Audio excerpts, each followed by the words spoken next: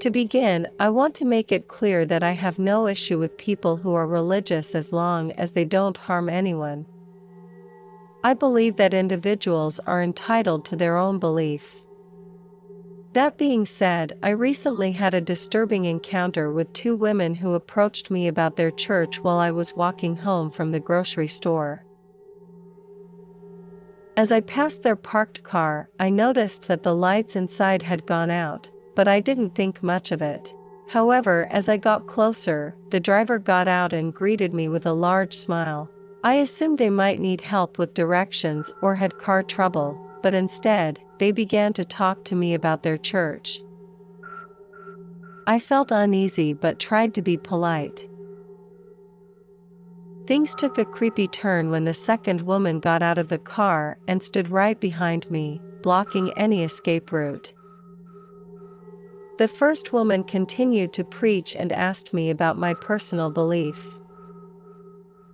I felt pressured and uncomfortable, especially when they noticed that I was wearing a cross.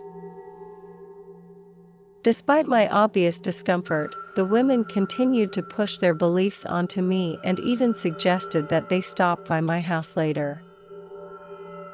I managed to brush them off and convince them that I was moving soon, but I was left feeling shaken up by the encounter. While I have no issue with people who are religious, I hope to avoid similar situations in the future.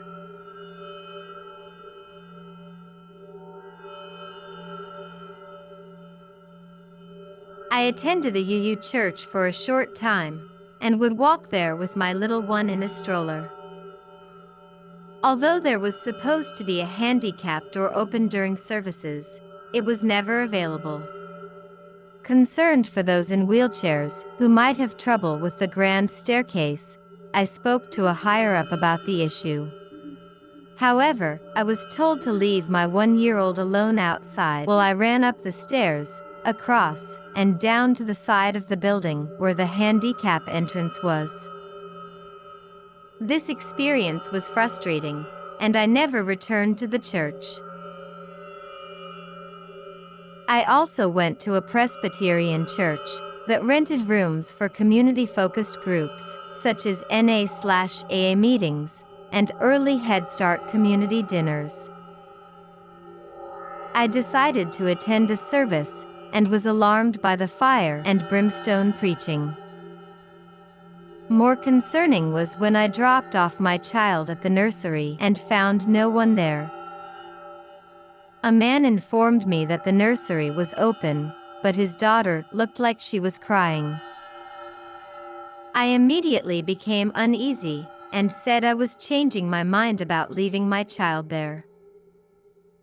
The man grabbed my hand and escorted me to the elevator, pushing the button himself and riding with me to the sanctuary. I couldn't stay for the entire service because I was too worried about my child's safety. When I returned to pick up my child, I found only the man's daughter and an old lady in the room, and my child was distraught. Even months later, my child would react negatively to that room. During a community dinner, I spoke to the pastor about the incident, and he informed me that the man who had separated me from my child had been arrested for domestic abuse after his wife passed away. The pastor suggested I come back to the church, but I was not interested. The whole experience left me feeling uneasy and unwilling to return.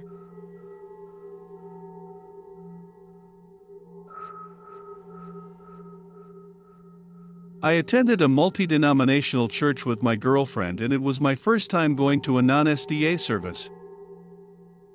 The guest speaker, Rodney Howard-Browne, was an evangelical, charismatic Christian who claimed to make people drunk on the Holy Ghost. He gave a strange sermon, predicting personal aspects about an audience member's life, and talking about harvesting souls for God. He also spoke about speaking in tongues and claimed to be able to fill people with the Holy Spirit, causing them to experience holy laughter.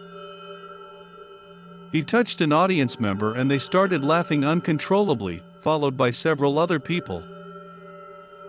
They fell to the ground and writhed around making terrifying noises.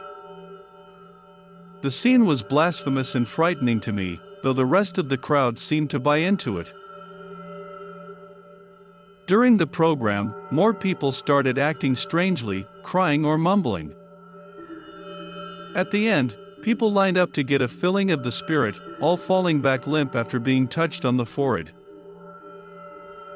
One of the church staff members did not buy into this and did not join the line, but was still forcibly fused by Brown.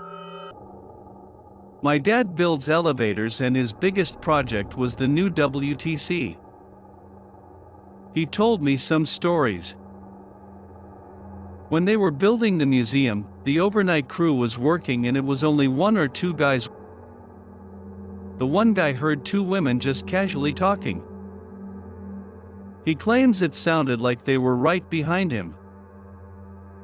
Now it's 3 a.m. at a job site and he walks around, calls out to his other coworker who heard it too, and they searched the entire place and found nothing.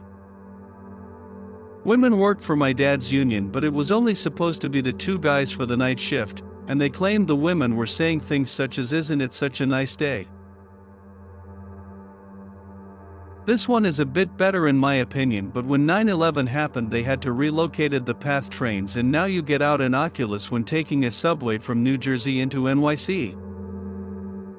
When they were building Oculus and rerouting the trains, there was another night shift and my dad says he was personally friends with the guy this happened to, and my dad said he would never pull this type of shit as a joke or anything and actually didn't work for a week after it happened. It's the night shift, a couple of other guys were working and my dad's friend is bent over doing something and he hears footsteps coming up behind him. Nothing unusual until an unrecognized voice says, "Excuse me, do you know where the PATH station is?" My dad's friend claims he turned around and looked up to see a man in a business suit, drenched in blood holding a briefcase and his Metro card. He claimed it happened so fast when he jumped the businessman was gone. The other guys working there heard him jump and went to see what was wrong and they said he told them. No one really believed him at that point, but he left and stayed home for an entire week.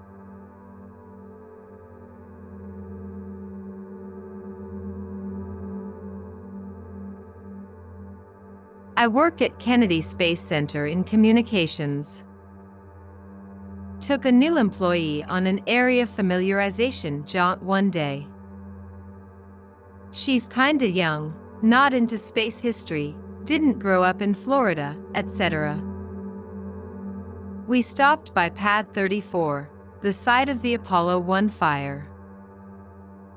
I didn't tell her what it was at first. We had been looking at all sorts of places randomly, and it's really remote, and a nice quiet place to stretch your legs. Within 5 minutes of us being there, she starts asking, "Do you smell that fire? That's weird. Where's it coming from?" I say I don't. She's insistent. Then she says it smells kinda like sulfur. How are you not smelling that? Come here, stand right here, and tell me you don't smell that. I finally said, "Michelle, do you have any idea what happened here?" She didn't. I told her. She was totally shocked and kinda creeped out. Tons of other people have reported sad things from Pad 34. I have never seen or heard any of this, but I will say there's a huge sense of sadness and gloom at the pad. It's quite overwhelming. I always have to sit down and almost always cry a little. But that's likely because it's a sad place.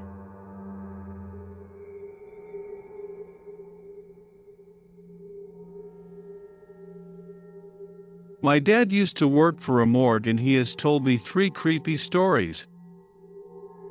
The first one was they were holding a casket down in the basement for a family who was waiting for someone to come home from overseas to have a funeral, and no one told my dad. Apparently all the caskets down there were for show, so he thought it was supposed to be open and opened it only to find that there was a body in it. The second one, it was storming outside and he was trying to move a body from one table to the next. The power went out and he bumped into the other table and the air got pushed out of the lungs, so the body like gasped in his ear. He said every horror movie he had ever seen went running through his mind. The third one, I think, is the more disturbing. They got a call that said there was a bad smell coming from some neighbor's house. It was a dead guy underneath a trailer. He apparently crawled under there to work on pipes or something and died under there, and was found a few days later all dead and bloated. My dad pulled on his arm to drag him out from under the house and pulled his arm right off. Not like his whole arm, but pulled the skin right off the bone. He quit this place several times, but they called him back every time and he always did it to help out. It's such a small town and no one else wanted to do the job, but he finally quit for good when he had to embalm a baby. He said he just couldn't do it anymore after that.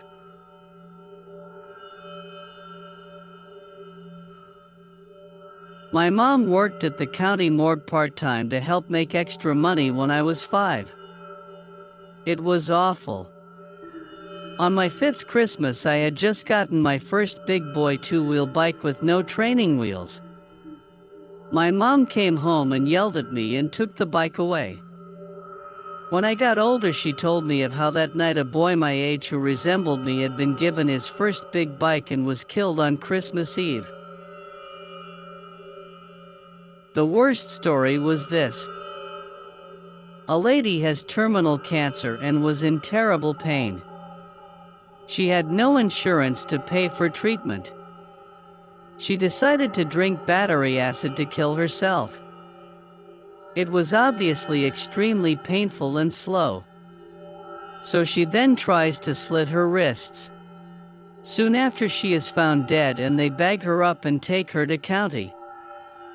Well, by the time they got the body out to do an examination, the woman had accelerated decomposition from the acid and they had to open her in the giant sink because the bag was full of blood and tissue fluid.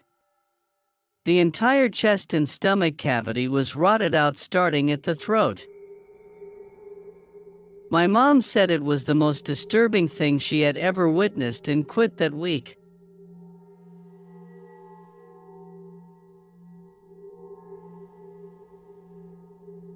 Maya didn't work in a morgue, but was a housekeeper in a hospital, and part of her duties was to clean the morgue.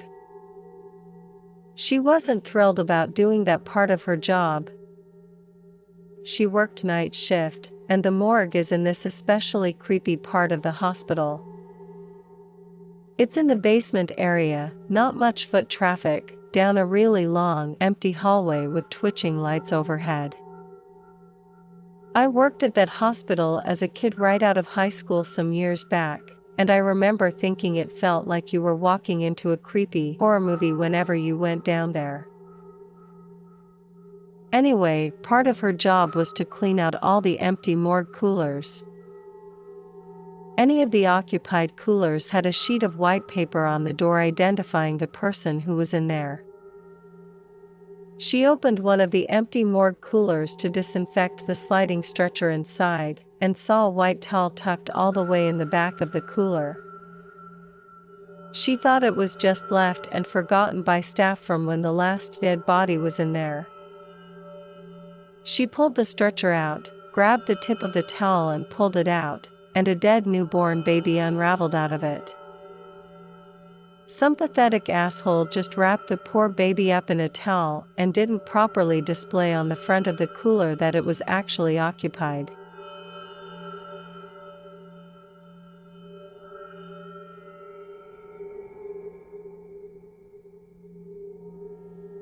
I observed a family consisting of a husband, wife, and daughter in a store. They were boisterously chatting and laughing as they perused the aisles. I didn't pay much attention until I overheard a woman nearby snap at the husband for touching her and demand to know what he was doing.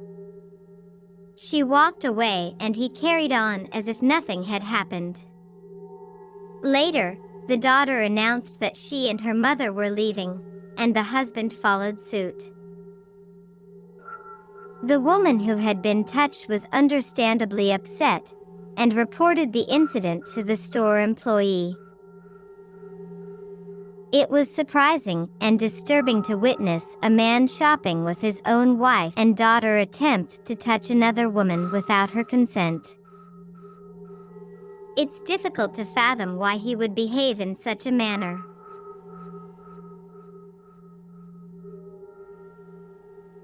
I was waiting in line for the Salvation Army to open up on a day when everything was 50% off. As the line formed, I suddenly felt someone's shadow behind me, and a terrible smell of feces hit me. It was a man in his 40s who had invaded my personal space, and he smelled like an old folks' home. He was overweight, wearing old-fashioned jeans pulled up to his belly button, and his shirt was a size too small. I couldn't help but think he looked ridiculous. He rushed over to the electronics section like I did, touching everything in sight. I mentally made notes of what he touched so I wouldn't have to deal with his odor. It felt like a competition, and he must have sensed it too because he started hoarding everything. I was sweating, feeling like I couldn't take it anymore, and I had to escape to the other side of the store. From a distance, I watched as other shoppers approached him, all smiles until they got a whiff of his foul odor. Their expressions changed from confusion to disgust, and they were left wondering what was going on. My aunt is a retired middle school science teacher. She loves all aspects of the subject: botany, geology, archaeology. During her time as a teacher, she would take workshops during the summers. One in particular was in New Mexico, so off she went with a group of fellow teachers. One night after an exhausting day of field studies, my aunt and her group were headed back to their hotel near Roswell. It was around midnight, but the hotel was not far from their site. Because of this, they didn't feel like they needed a map. The group passed an old rinky-dink convenience store on the side of a four-way stop. They remembered that earlier in the day, they had passed it on their way to the site. From the four-way stop, they went straight. 10 minutes later, they passed the same store. The group laughed, thinking the sun and their exhaustion had made their memory foggy. Confident, they kept going straight. 10 minutes in, they passed the store again. Worried, the group headed right at the stop. They passed the store again. They took a left, passed it again and again. Finally, somehow, they made it to their hotel.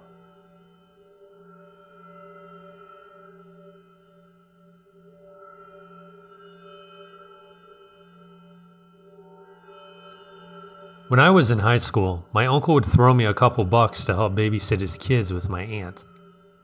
They lived in a 2-story house by the water, nice area. The kids were 3 and 6 years old. One day I was sitting in their den on my phone when I started to hear a baby cry. Thinking it was the 3-year-old, I headed to the bottom of the stairs to check to see if my aunt was up there dealing with it. I called for her a couple times, but there was no response. The baby kept crying. I called for my aunt one more time. When I got no response, I started walking up the stairs. I then heard my aunt and cousins playing outside. All the hairs on my body stood up. I quietly turned around, walked down the stairs, got in my car, and drove away. The baby, or whatever it was still crying when I closed the door behind me. A few years later, I was drunk at a family party, and I told my uncle the story. He told me that he and his wife used to hear the baby too. Apparently, the previous owners had a kid die of sudden infant death syndrome in that room upstairs. My uncle is a Catholic and had a mass said for the baby. He said after that happened, never heard the baby again. Still gives me the chills when I talk about it, though.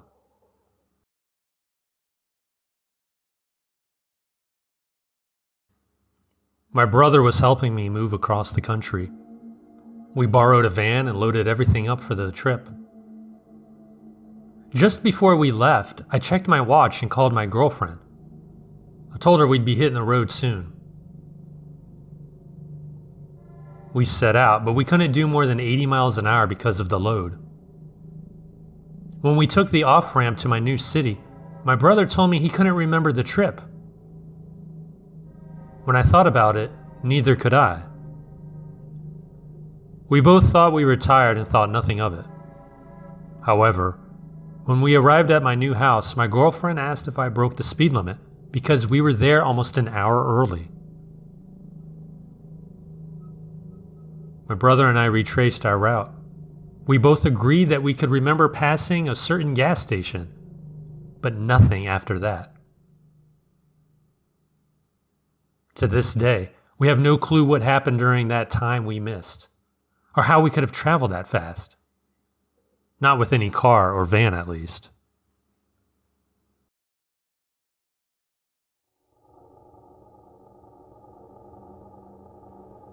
I have this pair of earrings with a series of distinct black glass beads.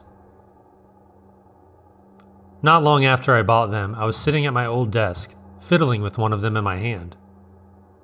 A bead slipped off the brass wire. I heard it fall on the hardwood floor and bounce a few times.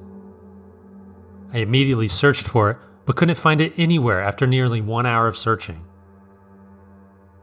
The earrings were a little uneven after that, which annoyed me, but I kept them. A few years later, I was living in a different city. I dropped another piece of jewelry on the floor while sitting at a completely different desk in my home office. When I bent down to find the piece of jewelry, the first thing I came across was the missing bead from before. I was in complete disbelief when I picked it up. I found that it slipped perfectly back onto the brass wire, balancing out the number of beads. I have nothing else like it in terms of jewelry. I even vacuumed earlier that same day with a new vacuum. I have no logical explanation for this, and I've searched long and hard for one.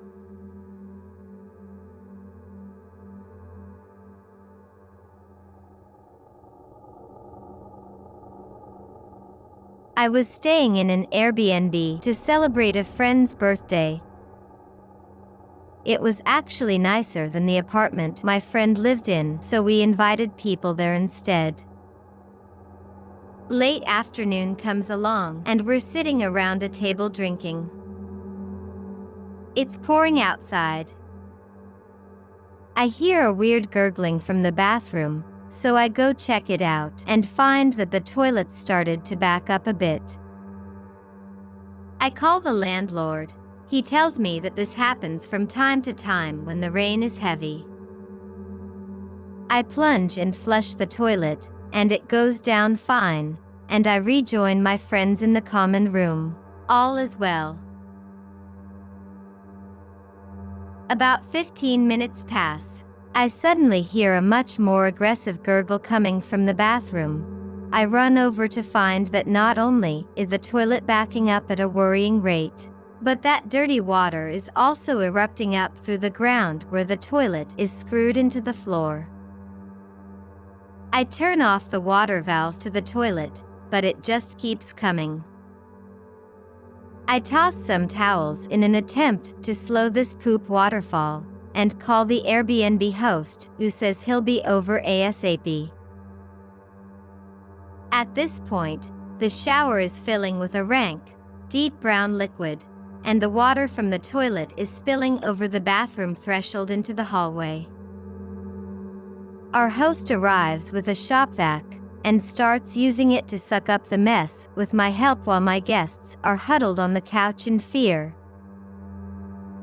I'm standing next to the host with towels when the shop vac lets out this ratchet mechanical noise, which is also accompanied with a blast of raw sewage through the exhaust vent, covering me in aerosolized waste.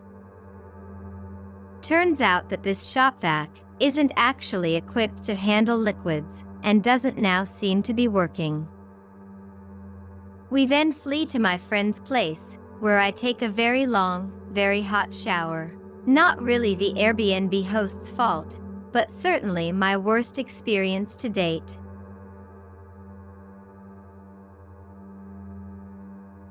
I rented a 4-story apartment for a weekend with friends. The building was labyrinthine and windowless in common areas. The elevators were unsettling, lined with concrete. Despite its height, the apartment was cramped and gloomy throughout. I slept in the converted attic on the top floor, which lacked windows and felt claustrophobic. The first night, I stayed at a French girl's place, regretting it later. On the second night, I returned to the apartment with one friend who took the only bed on the bottom floor. The thick door with a hotel lock was the only way in or out of the apartment that we knew of. I couldn't sleep in the attic and felt uneasy. We decided not to use the hotel lock on the front door because we were expecting some friends back in the middle of the night. However, we secured the light deadbolt. I tossed and turned all night, unable to relax, and ended up staring at the ceiling. Around 4 a.m., I heard footsteps coming up the final staircase leading to the door of the attic room. The door creaked open with a high-pitched squeal, and I saw a shadowy figure approaching me slowly. It was too dark to identify the person, but I assumed it was my friend messing with me. I called out, but there was no response. The figure continued to approach me, and I realized it wasn't my friend. I jumped out of bed, grabbed a lamp, and prepared to defend myself. I swung the lamp at the intruder, broke it, and ran down the stairs. I woke up my friend and told him what happened. We decided to leave immediately, but we met 2 drunk friends who insisted we were overreacting and asked us to return with them. We refused and left the building. Later that night, our drunk friends texted us, claiming the place was clear but accusing us of trashing it. We left the door open but didn't trash the place. I spent the rest of the night at McDonald's, and the next morning, I retrieved my belongings and left the Airbnb. To this day, nobody believes me, but I am convinced that someone broke in that night. I stayed at a lovely Airbnb in Iowa for my little brother's graduation. He didn't know I was going to make it, so we threw a surprise party at the Airbnb. While setting up, my other brother and I went down to the basement to get an extra table. The second we got down there, we looked at each other and said, "Yup, it's scary here." We searched for the table, and the longer I spent in the basement, the greater the feeling of dread grew in me. We found the extra table and headed back upstairs, joking about how creepy a seemingly normal basement was.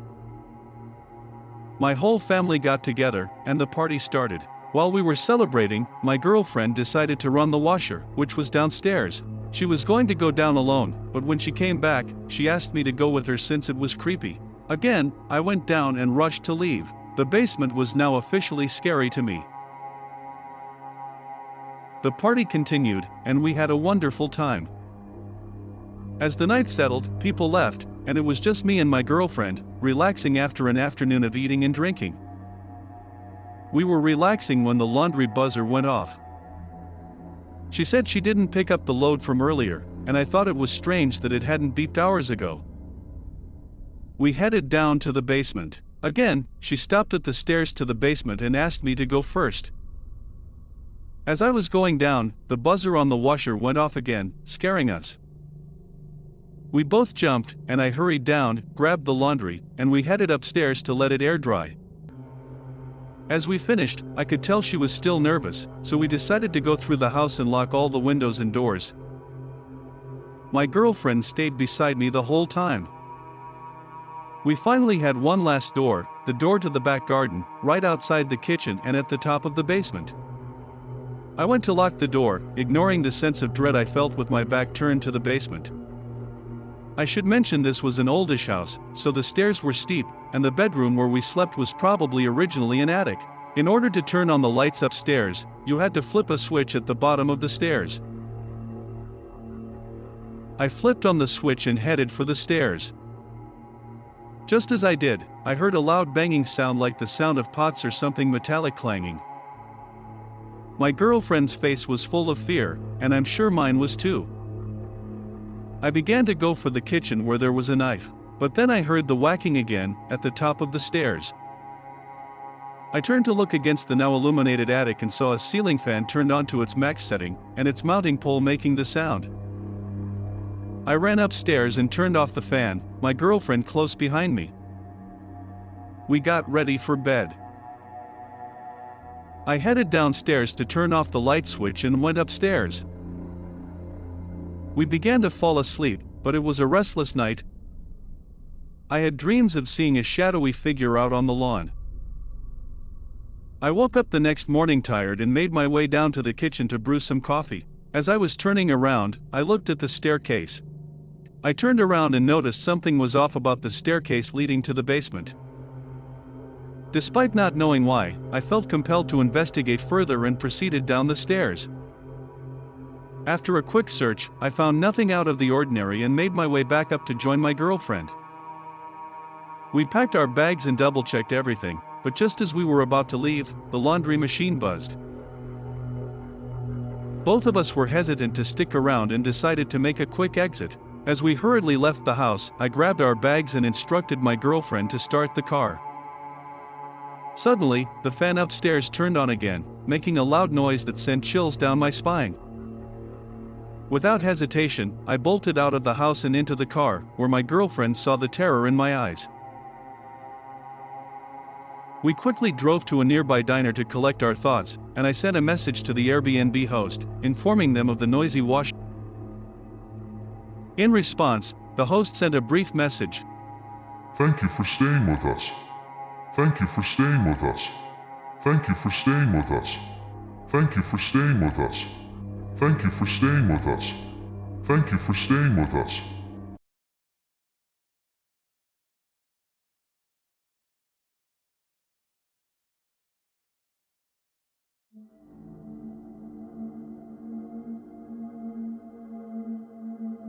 One night, a friend and I were hanging out at his house, playing video games, when we decided to go out for some late night food since it was already past midnight.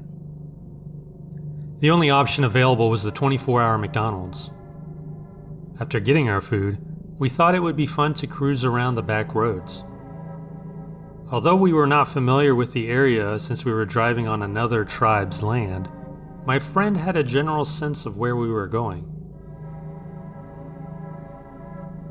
The road we were on led us to the middle of nowhere. We eventually stopped on top of a big mesa where the road went down in a snake-like pattern. Despite it being nighttime, we could still see a long way off in the distance from our vantage point. We saw house lights where the road led and a faint glow on the horizon. After getting out of the car, I walked closer to the edge of the overlook point and started howling and screaming just to hear my echo. After a few minutes, I walked to the very edge and looked down. I saw a light from a window just below me, close enough to where I could have thrown a stone and hit it. The light appeared to be from a candle with the flickering, but it wasn't dim like a candle would be. The windowsill portion was made of stone and looked like an adobe house.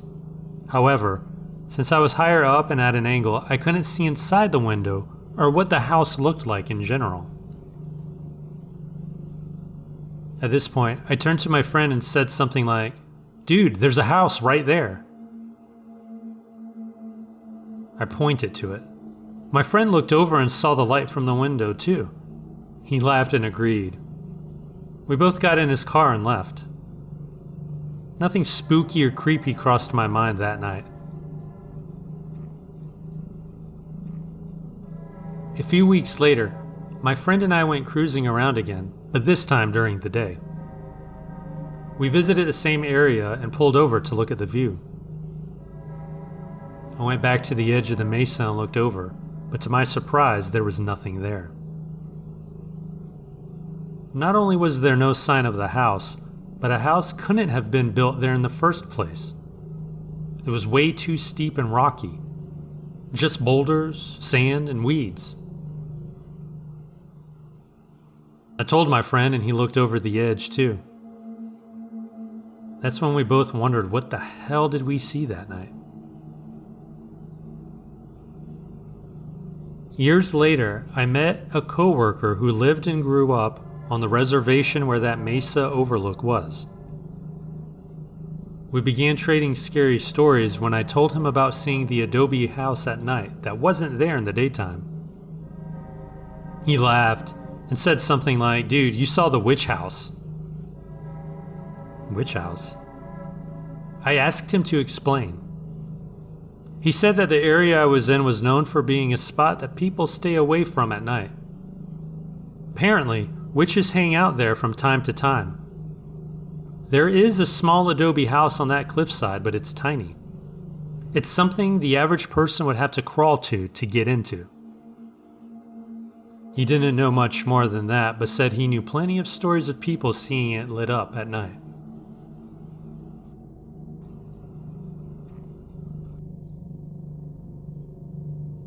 I've experienced two identical events that I've never been able to explain. Many years ago, when I was a teenager, I was casually walking through my home's basement and passed my little sister Sarah, who was probably 12 years old at the time. As I rounded a corner towards the stairs, I saw Sarah running down the stairs from the main floor. I stopped her immediately and asked what happened because I had just seen her in another room not 10 seconds ago. She was confused. I decided not to investigate any further because the experience had spooked me. About a year later, my family and I were on a camping trip in western Wyoming. I was walking with my older sister Lisa past a crafting lodge and saw Sarah run into it. We walked for about half a mile down the only trail that crossed the campsite to reach the bathrooms. As we reached the bathrooms, we saw Sarah run out of them. My older sister stopped me and was freaked out, because Sarah had just been in the crafting lodge half a mile away. It would have been impossible for her to cross the campsite without us seeing her. I was really freaked out this time because someone else had witnessed it.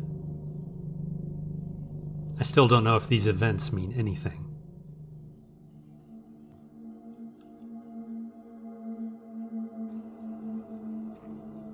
My sister and I share a bedroom and leave the door cracked open about a foot at night for our cats to come and go as they please. Last night, and about a week ago, around 1 a.m., we both noticed a flashing light coming from the crack in our door. It was like an LED light with a bluish-white color, not too bright, but definitely noticeable. When it happened a week ago, the flash of light lasted about maybe a second, occurring roughly 45 seconds apart, 3 or 4 times. I got out of bed and checked the hallway, but didn't find anything, except my dog standing at the end of the hallway looking down, as if seeing something. Last night, my sister woke me up, saying she had seen the light 20 minutes ago and hadn't seen it since. But as soon as she told me, it blinked again, and I saw it. This time, it blinked more times in a row than before. quite a few times within about 30 seconds, with the blinks being more sporadic. They stopped for a while and then started again, pausing and then continuing. We also heard some scuffling in the hallway, but it wasn't from our pets. Later, my mom said my dog got up again and was looking into the hallway. We searched for the source of the blinking light but found nothing. When we asked the light to stop, it blinked faster. This lasted for a few seconds and then returned to normal. At one point, both my sister and I started to tear up uncontrollably when we saw it blink again after a minute or two. I'm sure this is paranormal because I searched for quite a while to find something that would blink and flash like that in the hallway, trying to rationalize what was happening, but I found nothing.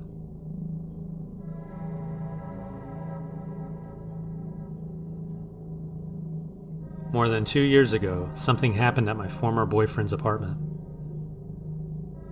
The very first night I spent with him, we experienced something strange, which we kind of brushed off.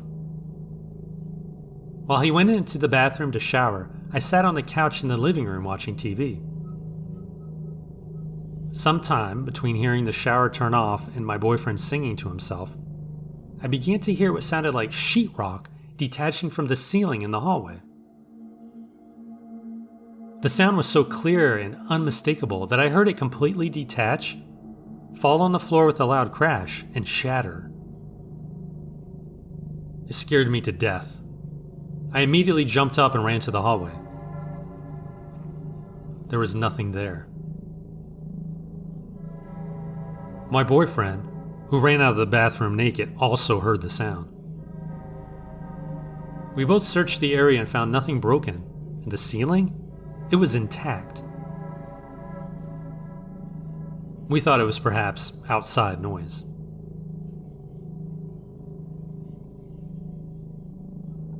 Over 2 years later, last night, at my home with my husband, it happened again.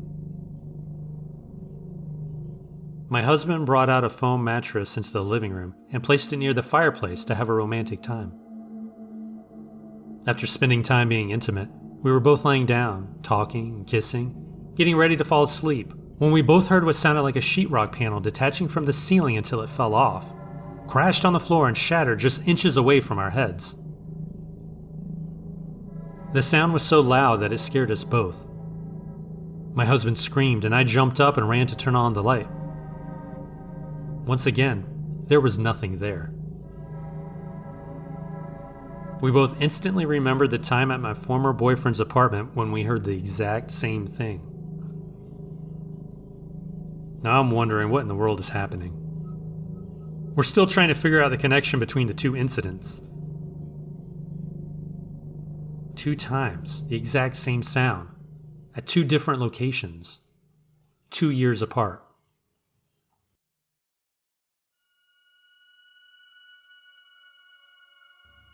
Back in 2005, when I was 18, I had just dropped out of high school. I was more concerned with drinking than I was school. So I dropped out and bought a plane ticket and went to live for a while with my cousin and his girlfriend in Washington. They lived in a town about an hour north of Seattle. I also had some friends there. I'd occasionally drive down to the city to spend a few days with them. We'd go to concerts, things like that. After a particular stint in Seattle, I decided to head back north to my cousin's place. I left Seattle without a dollar to my name. As I got on the road, I noticed I was very low on gas. I thought I could make it, though. Of course, about 20 miles short of my exit, my car began to sputter and gasp for more fuel. Lucky for me, I came up on a rest area. So I pulled in and went to the payphone. I didn't have much money, so I had to call my cousin collect. He was about 3 hours away and he was drunk. He was no help. I called his girlfriend, she didn't answer. However, I got a hold of my cousin again and he said he was coming home in the morning and could pick me up on the way. So it looked like I was spending the night at this rest stop. I got settled with my seat reclined and I used my hoodie as a blanket. 20 minutes later, a van pulled in. It was one of those Chevy Astro vans. The van parked and this guy stepped out. Your typical creeper, about 5'5", pudgy, balding, thick glasses. There were about 3 other cars parked here. This guy walked around the parking area glancing at every car. He walked slowly right in front of my car and just stared me down for what seemed like an hour. At this point, I was pretty sure my future involved me being referenced in a serial killer documentary. The creeper got back in his van, and he pulled it behind me on the other side of the parking lot. At this point, I was no longer reclined or relaxed. I sat quite awake, not taking my eyes off this guy. I looked in my side view mirror and could see him in his side view mirror, just staring at me. This went on for about 2 hours. He'd occasionally get out of his van and go stand in the woods, and then walk back to his van. I could tell he was still watching me because I could see the cherry on his cigarette light up as he would inhale. Pretty soon I had to piss like crazy. However, there was no way in hell I was going to walk into the bathroom with this guy around. I decided to call State Patrol and have them kick this guy out. So I did and told them the situation. They told me they would send a trooper. I hung up, payphone rang. I thought it was a State Patrol. I said hello. You want your dick sucked? What? Let me suck your dick. What the fuck? No. I slammed the receiver down. The damn creeper had the payphone number and was calling me from the woods. The phone rang again. I remembered I had an axe handle in my trunk for situations just like this. So I ran to my car, saw the creeper coming out of the woods walking towards me. I opened my trunk, grabbed the axe handle, and started towards the guy. He stopped in his tracks, staring at me, assessing me. He slowly turned around, got in his van, and drove away, staring at me the entire time. State Patrol finally came. I told him the entire story. He took my information. He told me he could drive me up the highway a bit so I could stay the night somewhere safe. So we went. The trooper asked if we could go to the other side of the highway to see if the guy had just switched rest areas. So we did. We pulled into one, and there's the van. The trooper approached the van, talked to the guy for about 5 minutes. When the trooper came back, he told me there was nothing he could charge the guy with. The guy claimed a friend had dropped him off and he was waiting for him to return. The trooper told him if he was still there when we passed back through, he would be arrested for trespassing. The trooper also told me he had several pairs of binoculars in the front seat and a large bag of candy. The trooper dropped me off at a diner. The next morning, my cousin came and picked me up, and I told him the story.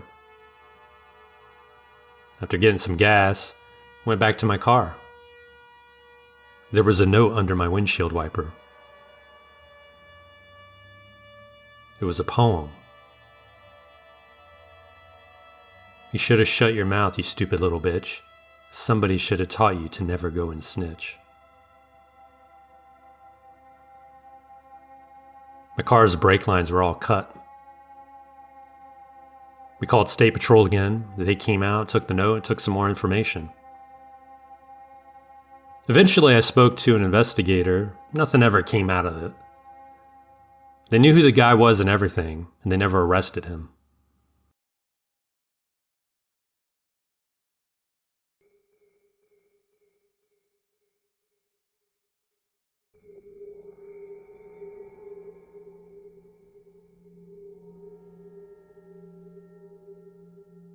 I was 18 years old and on my way home to California on summer break.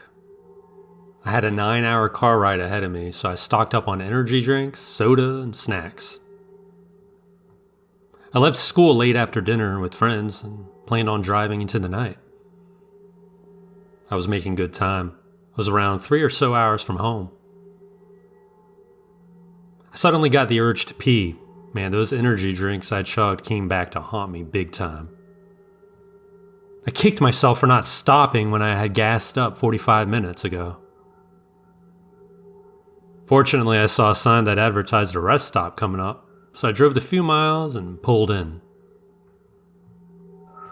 Already in the parking lot was a ratchet-looking sedan. On the other side of the lot was a Sprinter-type van. I quickly got out of my car and jogged to the restroom before I peed myself. I was flushing the toilet when I heard someone enter the bathroom. Now, I'm in decent shape. I work out pretty often for a guy on the smaller side, so I was ready for just about anything. I opened the stall door and saw an average-looking guy. He looked over and gave me a friendly smile and stepped over to the urinal. I washed my hands. When I was ready to leave, the guy started talking. His voice was gravelly and low. "You like dogs, man?" His coveralls had grease stains all over. My creeper meter started beeping. I shot him a friendly smile and said, "Yeah, man, dogs are cool." The guy followed me out the door, hot on my heels. "I got a new puppy. Want to see him? He's real cute." I started to freak out. My keys were in one hand, cell phone in the other. I called back to him saying, "No thanks, man, I gotta get going." I got into my car. He grabbed the door, trying to open it wider.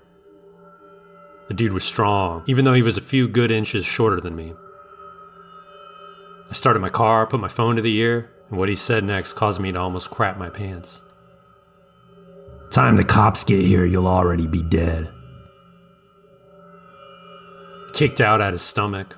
It connected, he let go of the door and fell on his ass. I then locked the doors and screeched the hell out of that rest stop. In the rear view, I saw him scramble for his car, but I didn't stick around. I was a nervous wreck for the next 3 hours. I thought he was going to follow me home and finish me off. Because of this incident, I've never stopped at another rest stop ever again.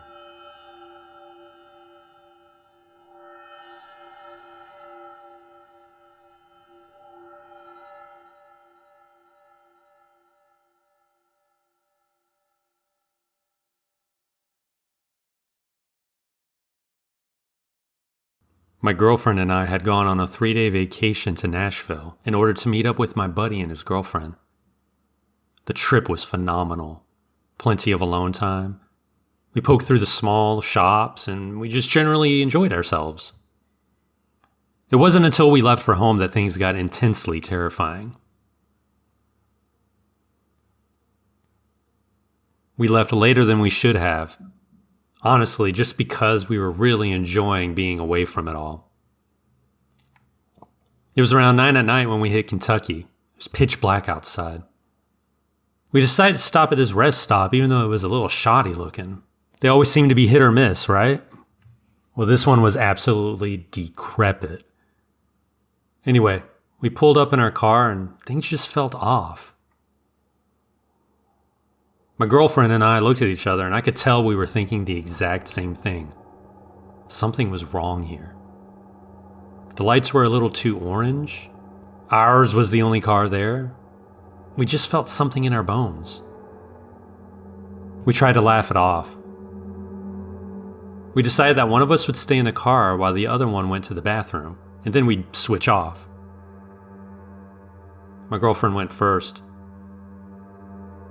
After 3 minutes, she came out of the bathroom, sprinted to the car. It felt like an eternity. I kept looking at the building when she was gone. I saw things materialize out of the shadows, but then dissipate as if it was smoke. When she came back, I trudged to the men's bathroom even though every fiber of my being screamed not to go.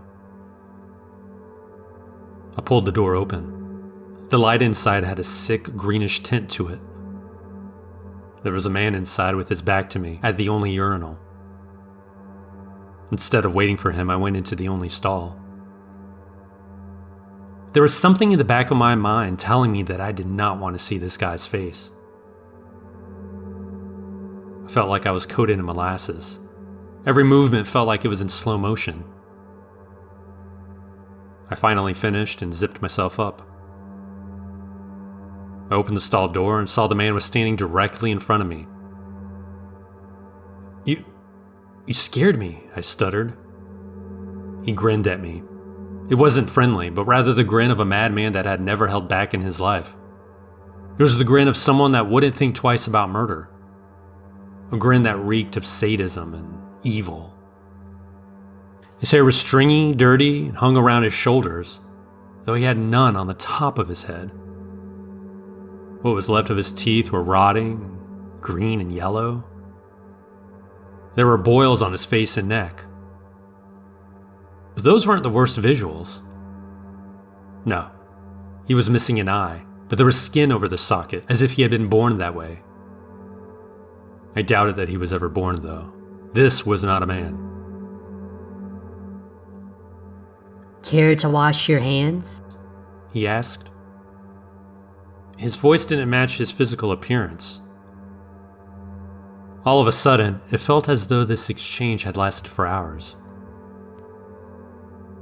I snapped out of the fugue. I darted past the man and pushed the door open with all my might. Funny, it didn't seem to be that heavy when I went inside. The man laughed heartily, and all of a sudden, I felt wrong. Like I was no longer alone in my mind, like there was someone on my back. The sensation didn't go away when I looked behind me and did not see anyone. I jumped in the car and my girlfriend reversed quickly, tires squealing. Once we got back onto the highway, I kept looking in the back seat. I was convinced that we were bringing something home with us. I was so preoccupied with this morbid thought that I didn't notice my girlfriend staring at me strangely. She insisted that I wasn't myself. I attempted to calm her, but it just made things worse. She screamed, "Why the fuck are you smiling like that?" That snapped me out of it, whatever it was. Later, she told me that I had been smiling at her the same way that I described the man smiling. We tried to find a record of an abandoned rest stop or something terrible happening at one, but we couldn't find any information. Both of us were in such a hurry to leave that place that neither of us looked around to see where it was. I doubt that I'll ever understand what happened that night. I just hope that it never happens to anyone else.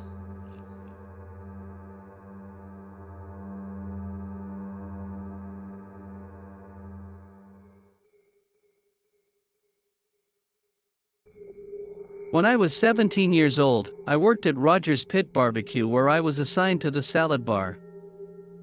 My job involved flipping over food in the trays to make it look fresh and removing any visibly rotten food. While doing my job, I became disgusted when I couldn't differentiate between ranch and blue cheese dressings. Moreover, a mentally challenged coworker would inappropriately touch me every time I passed by him. In the back, I noticed that there was rotten meat and blood all over the counters, and the smell was unbearable, like that of a decaying animal in the woods. To make matters worse, the boss and the manager were smoking cigarettes and dropping ashes into the coleslaw shredder. When I told the boss that I wanted to quit, she became irate and screamed at me, claiming that my bad attitude would prevent me from ever finding a good job. I handed over my apron and cried all the way home, which led to an eye infection from wiping my tears while handling the food. Although I received a check for my 1 hour's work, I didn't cash it since it felt like dirty money.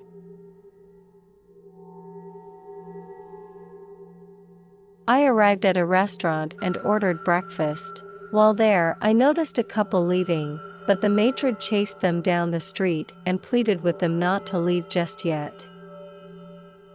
This happened a few times until a small group of confused people had gathered outside. Eventually, I overheard the matron apologizing and explaining that there had been a small problem in the kitchen. He mentioned that the chef was on the phone with the Poisons and Information hotline and would be able to provide more information shortly. A waitress then informed us that they wouldn't be able to serve us and that we should leave. Curiosity got the better of us, and we stayed outside with the other patrons. Eventually, the matron addressed us as a group and explained that the chef had boiled a large pot of water with caustic soda to clean it. Unfortunately, the apprentice used that pot to poach our eggs. He assured us that the Poisons and Information hotline had been consulted, and they said we would likely be okay because we would have displayed symptoms already had we been given a toxic dose. However, he warned us to seek medical attention immediately if we experience any of the following symptoms: vomiting, diarrhea, loss of hearing or sight, bleeding from the eyes, ears, mouth, or anus, or the appearance of any lesions on the skin. He apologized for the inconvenience and thanked us. The restaurant closed down about a month later. I was at a Ruby Tuesdays once. This was just after their smaller portions means you won't get as fat campaign where they reduced their portion sizes by 20% but kept their prices the same. I ordered my usual burger and fries. They had good burgers at the time. My burger arrives as I asked for it, medium rare. The fries have no seasoning, just like I had asked. Everything is cool at this point.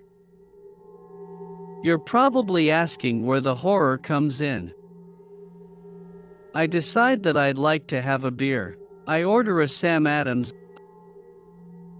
They bring me Bud Light. It's obviously Bud Light. I can't drink that shit unless I'm throwing ping pong balls.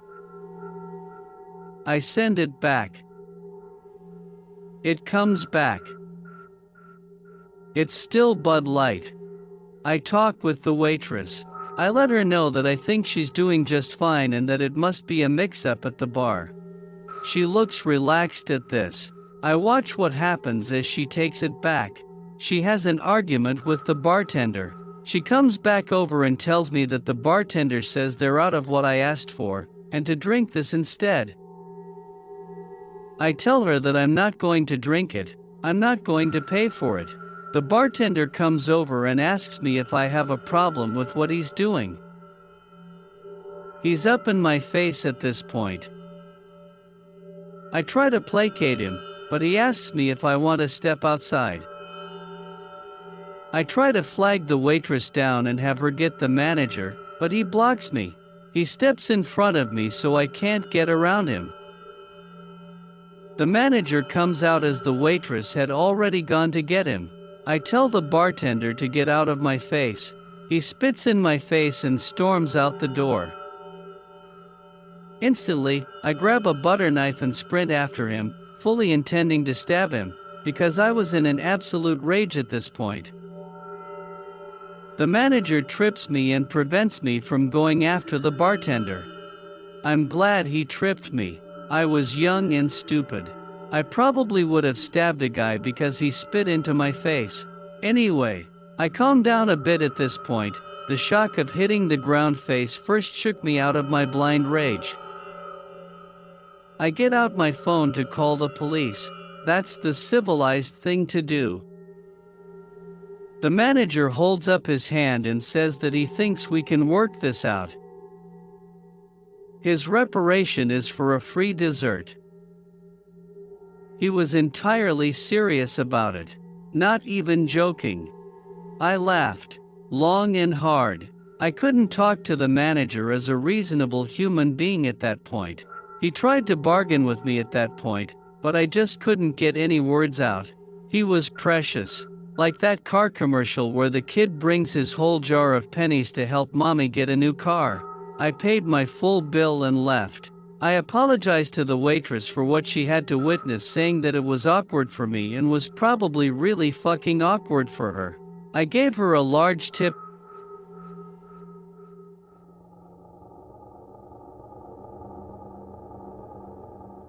Craigslist is a website for classified advertisements with various sections dedicated to jobs, housing, items for sale or wanted, services, community events, gigs, resumes, and discussion forums. What sounds like a great service is sometimes marred by creeps and criminals. Here are a few scary Craigslist stories that will make you lose sleep. I have been receiving strange emails from an individual who posted a personal ad on Craigslist's casual encounters section. The emails are sent to an anonymous relay address created by Craigslist for every ad, which then forwards them to my actual address. After conducting some research, I discovered that this creepy person is someone I briefly met when he responded to a Craigslist ad I placed 6 years ago when I was selling a house.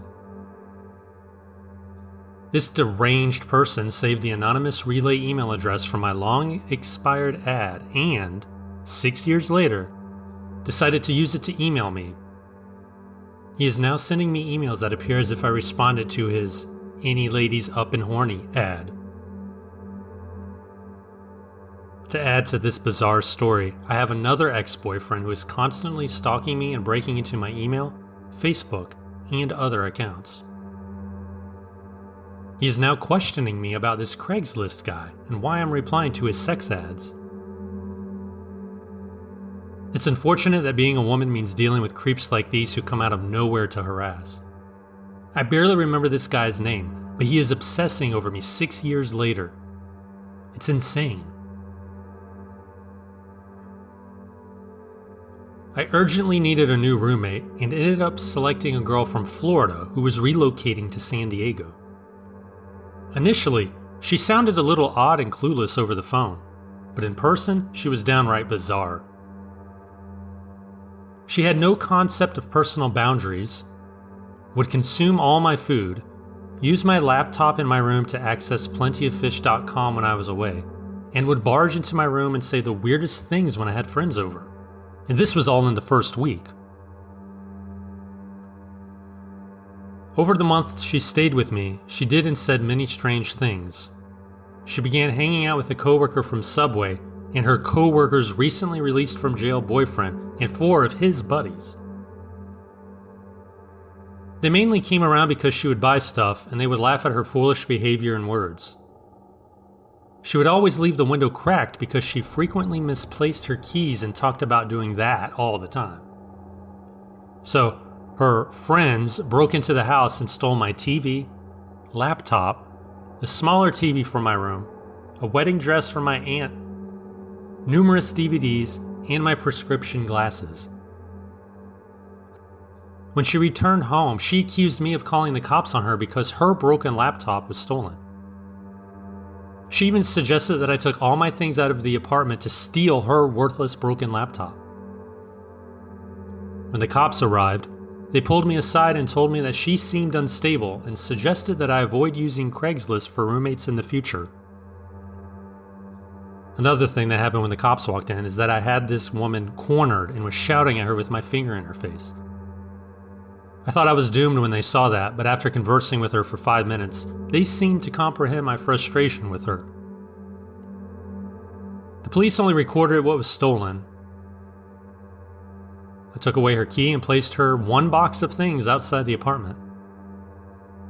I ultimately retrieved my belongings on my own by concocting some nonsense about having hidden cameras and stating that I wouldn't show them to the police unless I got all my stuff back. Like a miracle, that tactic worked.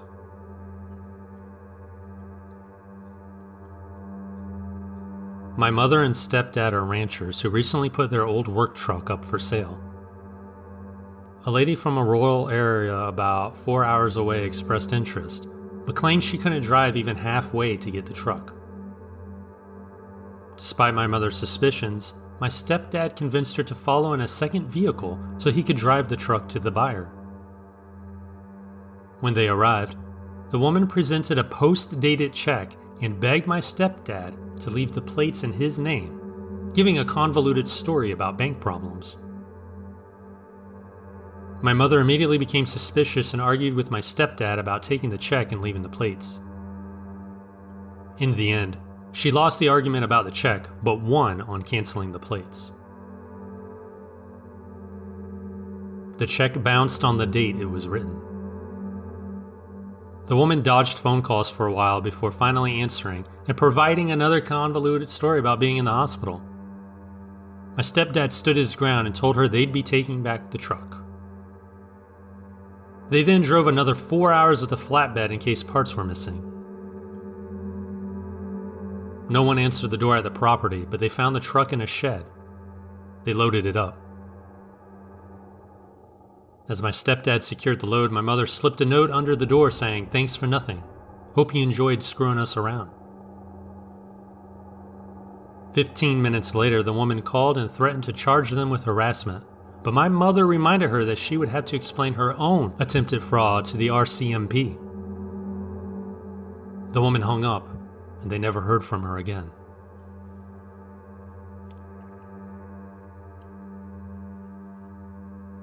When I was new to the big city, I decided to sell my Honda Accord because I thought I wouldn't need it anymore. After a few phone calls, a man named James, who appeared normal and well-dressed, came to see the car. He was in his early 40s and was buying the car for his college-age daughter. Although I'm always cautious when dealing with strangers, James seemed friendly and sincere. He test drove the car with me in it and did a thorough inspection before negotiating the price for a while. Eventually, we agreed on a 2-day hold before he could come back to pick up the car with a cashier's check. 2 days later, we met again in a normal neighborhood in the urban city. We test drove the car again, and James gave me the cashier's check. However, I insisted that we go to the bank together to cash the check and get the title notarized over to him. At this point, James started acting nervous. We pulled over to the side of the street to discuss it. James was in the driver's seat and I was in the passenger's. Even though I felt comfortable around him, I was still insistent on doing the transaction at the bank. James asked me to do one more inspection of the car with him. I agreed. As we both got out of the car, he jumped back in and drove away, leaving me behind. I tried to run after him, but he was too fast. I asked someone to call 911. An undercover police car with 2 officers pulled out of an alley 5 feet away from me. I waved them down and explained what had happened. They told me to hop in the back of their car. We tried to chase the guy but couldn't catch him. Eventually, the officers dropped me off at the police station where I filed a report and an insurance claim. Sometime later, James sold the car to somebody else who actually had a daughter in college in need of a vehicle. When the daughter tried to register the car at the DMV, it was discovered that the car had been reported as stolen. As a result, the police arranged a meeting at the station between myself, James, and this guy. Although this guy denied any involvement with James, he agreed to refund the money James paid him if he could leave without any issues. We all agreed to this, and James and I decided that his daughter could keep the car, and I would accept the refunded money from the dad. In the end, I did receive payment for my car, but the entire experience was incredibly stressful and unpleasant. Despite this, I continued to buy and sell cars on Craigslist without learning any real lesson from the ordeal, aside from the practice of taking a photo of the driver's license of those I interact with.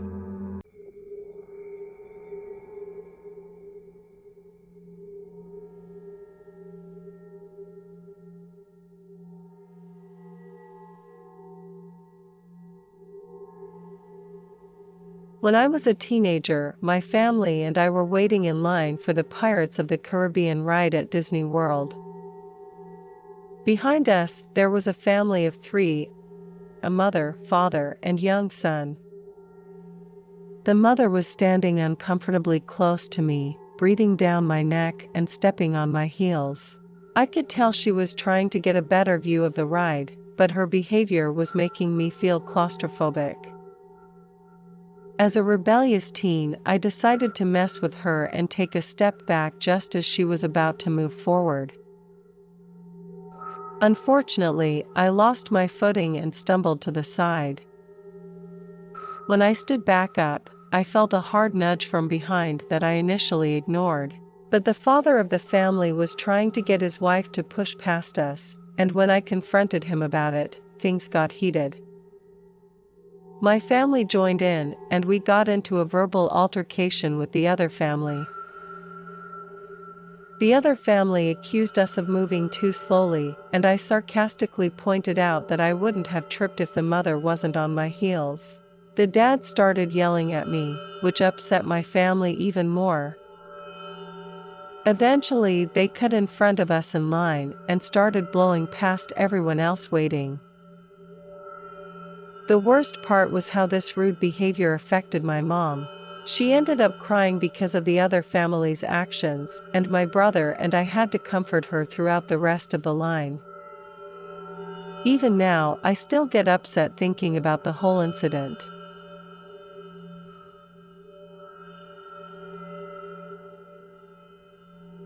While waiting in line for Space Mountain with 2 friends, we had a strange encounter with a man. Friend 1 was looking away, just waiting to get on the ride. Friend 2 and I were talking and joking around when suddenly the man grabbed Friend 2's shoulders and began rubbing them, asking in a deep voice, "You ready for this ride?" My friend immediately responded, "Don't touch me, I don't like that."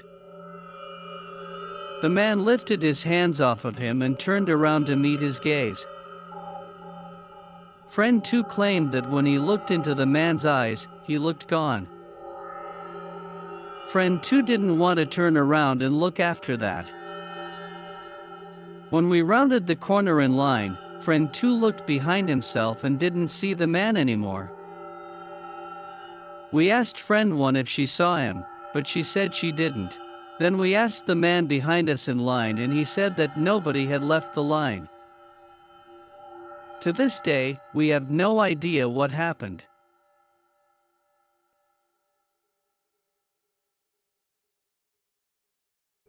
I used to work at the stores in California Adventure after Buena Vista Street opened.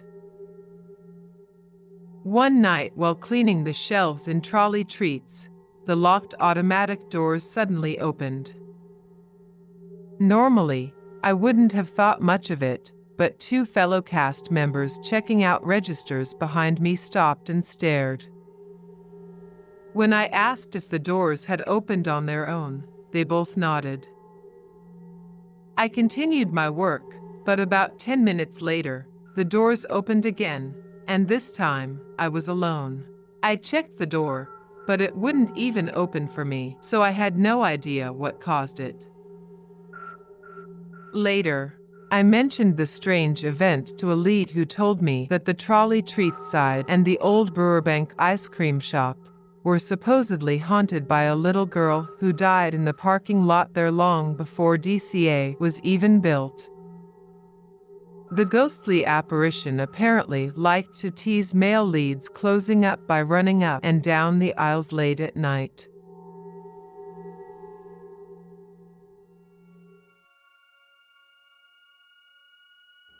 This story happened in the late 1980s, early 1990s. I was around 6 or 7 years old. This one particular night, I was home alone with my sister. She was around 14 or 15 at the time. Anyway, it was about 8 p.m. and it was dark. We were in the common room since that was where the TV was. We were watching some crime documentary about a guy who went on a rampage and killed his next door neighbors and kidnapped their young daughter.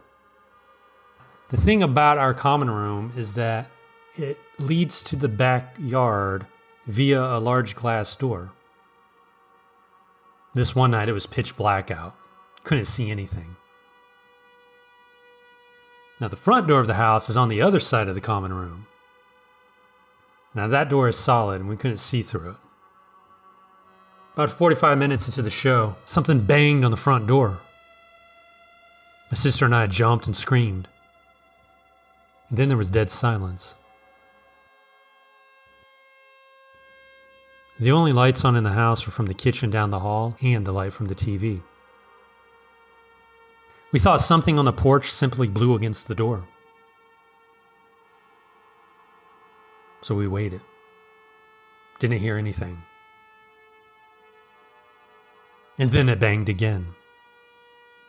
My sister and I were both frozen in the middle of the room. She crawled over to the TV to turn it off.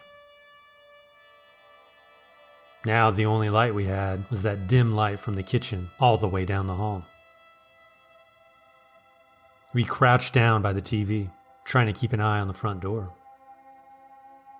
I remember this next part vividly. I was on my knees, sitting on my feet, and I turned around to look at the glass door that looked out on the backyard. I saw the knob turn. The door was locked on the knob, but not deadbolted. The knob rattled slightly, as if someone was gently trying the handle. My sister and I just held our breaths. And then bang, bang, bang, it sounded like someone was trying to force that door open, jerking it back and forth. My sister screamed bloody murder. She got up and dragged me into her bedroom. She slammed the door, threw her mattress against it, and grabbed the phone. She tried to dial the sheriff, but she couldn't remember the number. I mean, it was the late 80s, early 90s. 911 wasn't a thing in our neighborhood. All she could do was hit redial on the phone. She got a hold of one of her friends and she told him what was going on. The friend said she would call the sheriff for us. Nothing else happened until my parents came home. We never did find out who was at the door or why. There were no signs of anything, except a couple of scuff marks on the bottom of the back door, but we couldn't remember if they were there beforehand or not. Nothing like that has happened to me since, but I never forgot to lock a door after that.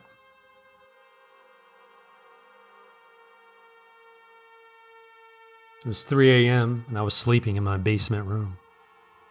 I woke up to the sound of someone moaning in agony on the couch. The way my room was laid out, I couldn't see the person. I just assumed I was hearing things, so I tried to go back to sleep. The noise didn't go away. 5 minutes later, I leaned up and I saw the person's legs and shoes. I leaned up farther and I saw the guy was Hispanic.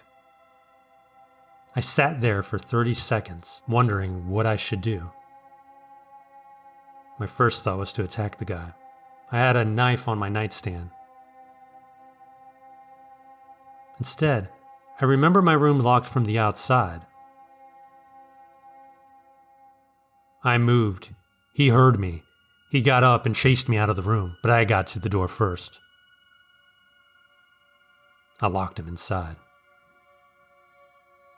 I sprinted up 2 flights of stairs to wake up my parents. They thought I was just having a bad dream or something. So they went downstairs, and right as they approached my room, the edge of a 10-pound weight from my workout set broke through the door. My mom raced to call 911. My father got a knife from the kitchen and told me to lock myself in their bedroom. A few minutes later, the police showed up. They arrested the guy and said he was drugged out of his mind on PCP. He apparently got in my room by diving through a window, but I didn't hear a thing.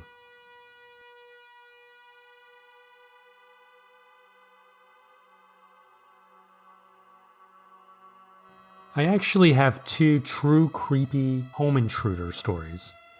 First one was when I was younger. We lived in an apartment complex which my mother managed.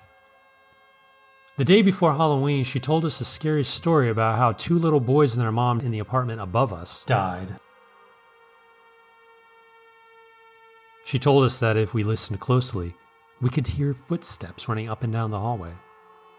Well, at that very moment, what do we hear? The sound of running upstairs. The look on my mother's face was pure terror. She called the cops, and when they showed up, they found a homeless mother had slipped in through an open window with her 2 children and had been living up there for some time. My mother never told another ghost story again. Second story, a couple years later. Different complex which my mother managed. She was going through vacant apartments to check if anything needed to be fixed before showing them. I went with her because we didn't have any maintenance guys working that day. So we go through a few apartments and all was normal. Until we get to one where the door just opened. There was no need to turn the knob. The lock had been broken. I chalked it up to neighborhood kids and didn't think anything of it. I stood in the living room looking outside while my mother went to the master bedroom. She screamed. I ran to her as fast as I could, and there in the closet was a girl, pale as snow, half naked, her nails dug into the wall. My mom told me to go get help.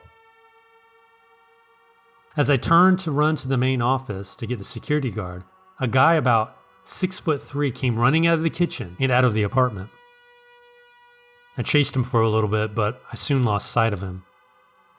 Apparently the girl was in the middle of being sexually assaulted when we walked in.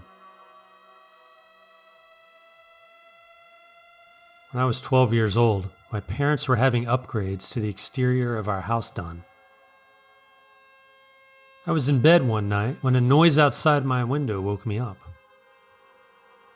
Because of the equipment outside the house, there were like ladders, whatnot, I tried to convince myself the wind was blowing something against my window.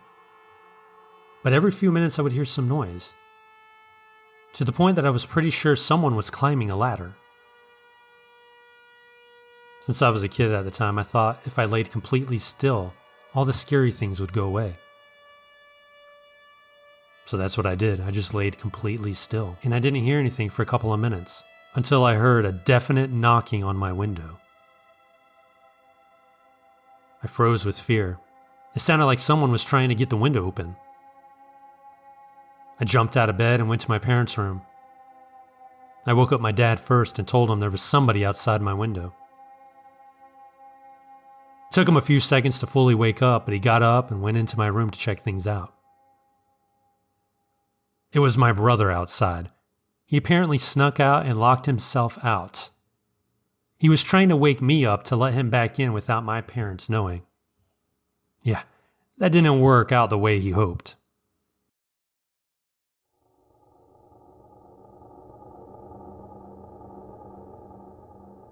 In May 2000, I started my nurse training and moved into an old hospital building that was formerly used as the morgue.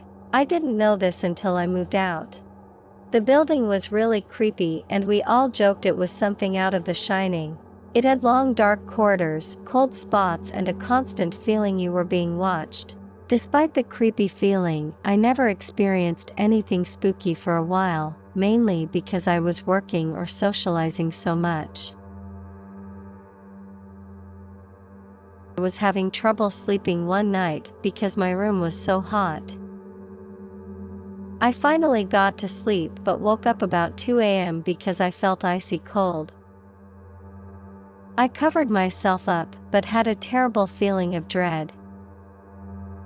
I tried to push the sensation away, but after a minute, I felt like I was being held down by something ice cold.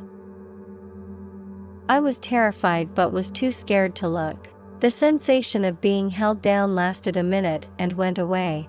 The room suddenly became really hot again and the feeling of dread disappeared.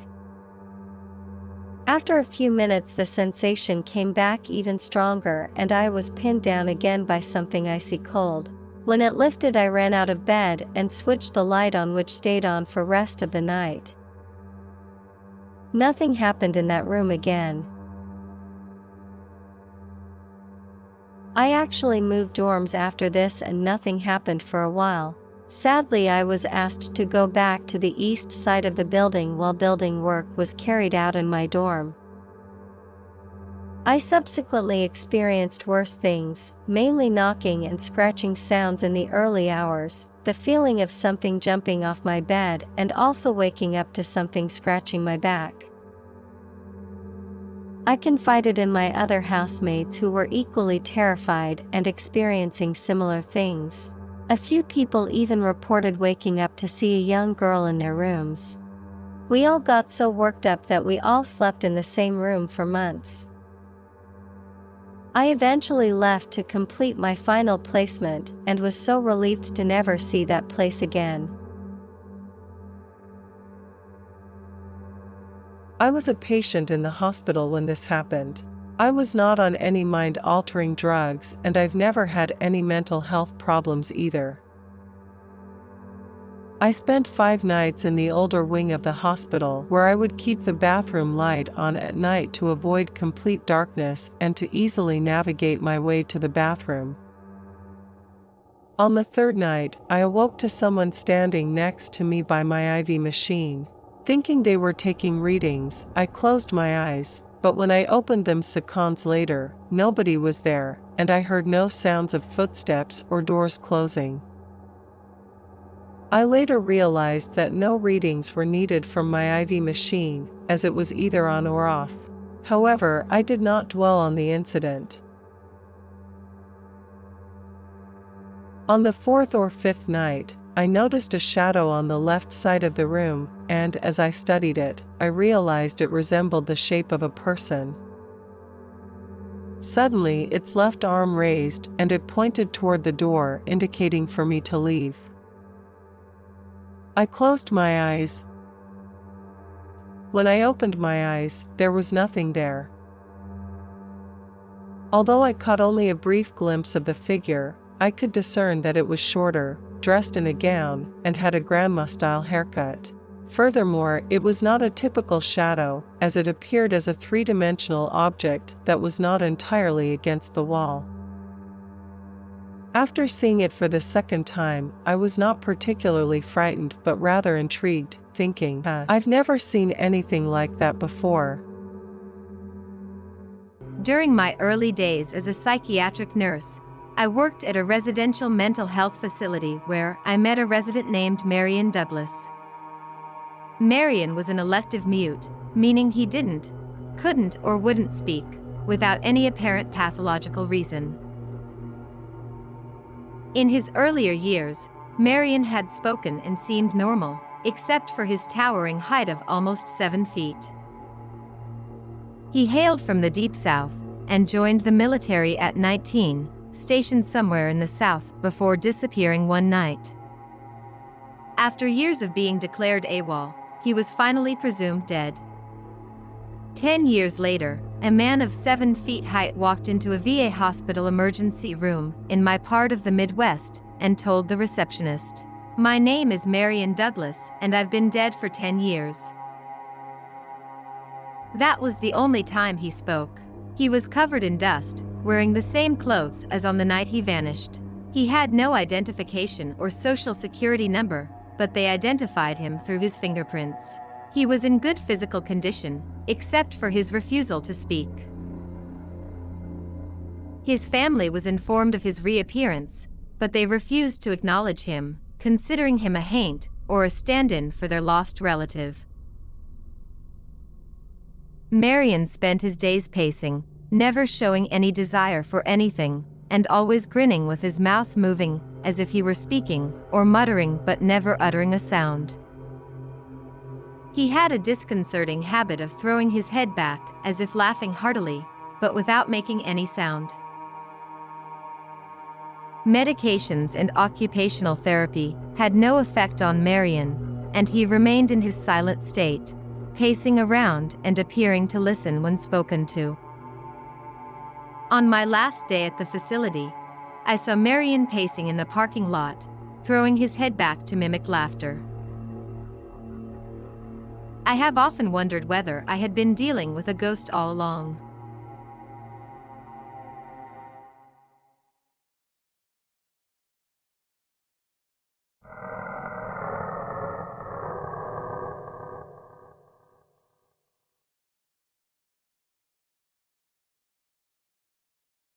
During a medical work trip to a poor Tanzanian village, my father shared a hotel room with another man from his group. One night, his roommate woke him up with the light on, looking terrified. Despite my dad's concern and inquiry, his roommate refused to say anything. The next night, my father got up to pee and noticed a strong scent of body odor. As a daily deodorant user from the United States, he suspected that he and his roommate might not be alone in the room, because many Tanzanians do not wear it regularly. My father turned and saw a local woman standing in the doorway, shaking and with her eyes rolled up to the ceiling. Panicked, my dad turned back to the bathroom for a moment, and when he turned around again, the woman disappeared. Later that night, my dad smelled the odor again and saw the woman lying on the bed beside him, staring at the ceiling. This happened to his roommate the previous night too, which explained why the man was so shaken. While the anti-malarial medication they were taking can cause strange dreams, it was still creepy that they both had the same experience.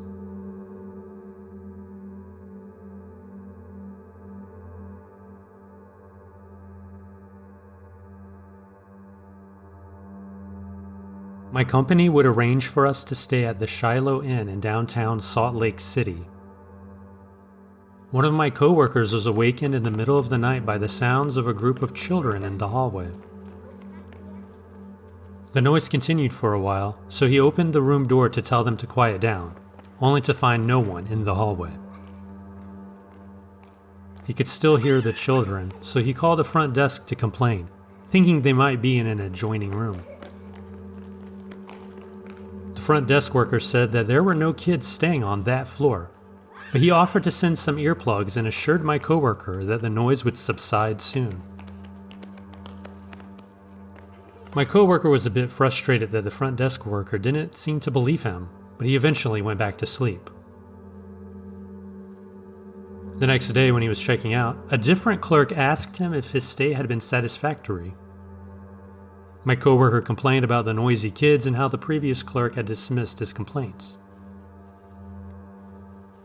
The clerk seemed uncomfortable and said in a low voice, "We're not supposed to talk about our history with guests, but you should Google Rachel David and you'll understand what happened to you.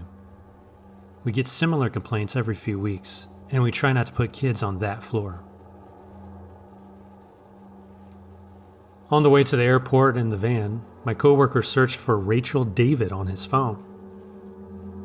He learned the story of how a mother had thrown her 7 children off the balcony of the hotel to their deaths before jumping herself.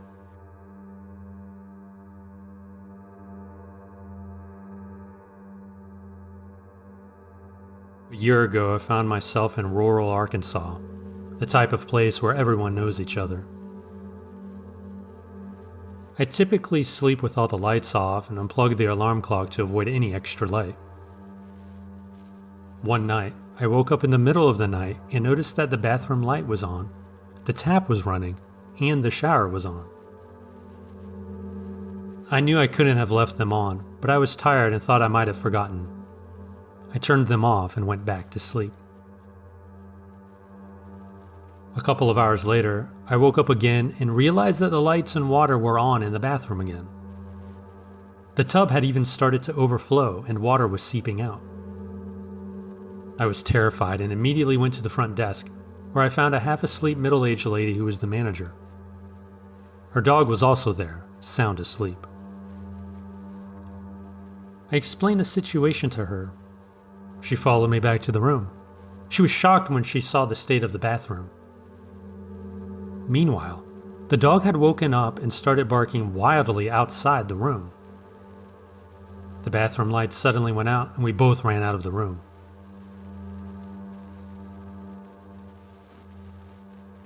The lady kept shouting for her dog, "Charlie, Charlie," but the dog kept barking. After what felt like an eternity, we left the room with the dog and went to the front desk, where we sat for the rest of the night.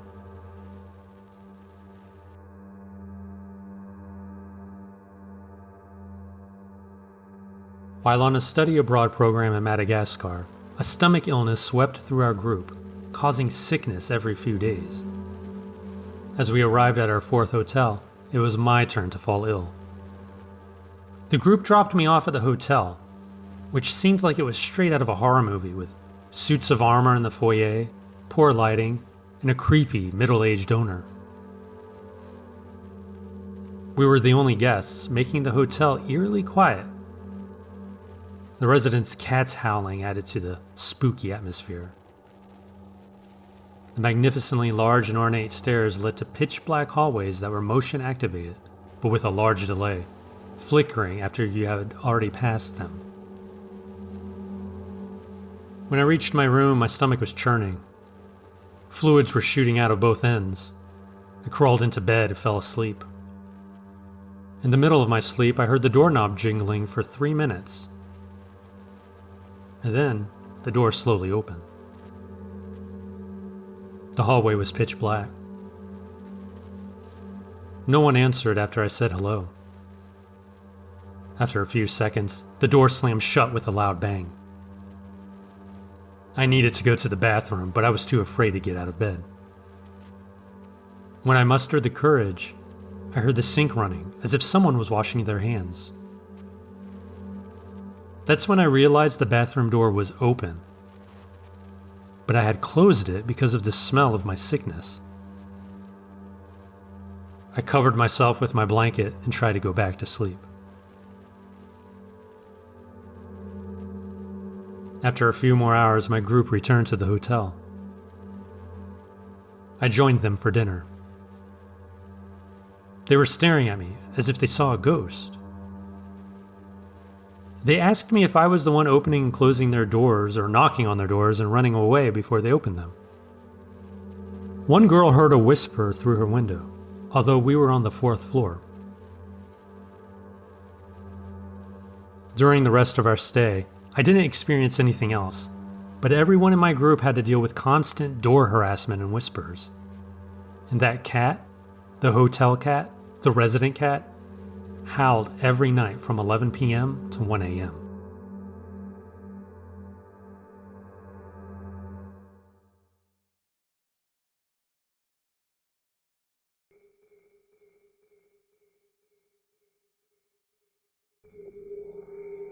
Last year, when reports about killer clowns were rampant, I was doing a closing shift at the grocery store where I worked. As I was outside gathering shopping carts, a van with darkened windows slowly pulled into the parking lot and stopped near the exit.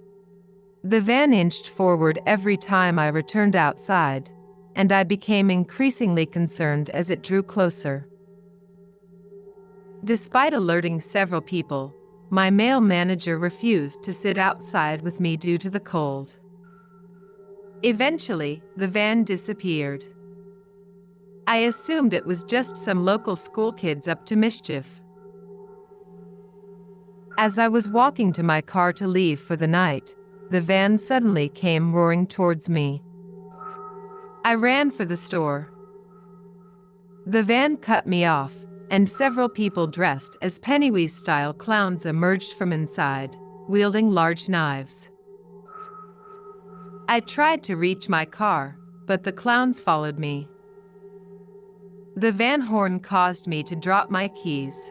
Instead of retrieving them, I kicked them under my car and ran for the store again, shouting for help. The clowns chased me around the lot. I pounded on storefront doors for assistance, but no one answered. My phone was dead. I was too far from Domino's for help. Just when I thought all hope was lost, a banged-up car with band stickers blaring Maka Hoopel pulled up. The driver yelled at me to get in. His name was Wayne. He called the cops, but the clowns got away. Wayne and the Domino's drivers escorted me home that night, with their car mounts lighting the way. One of those drivers even followed me home every night after that. They were all unlikely heroes. I was grateful for their help.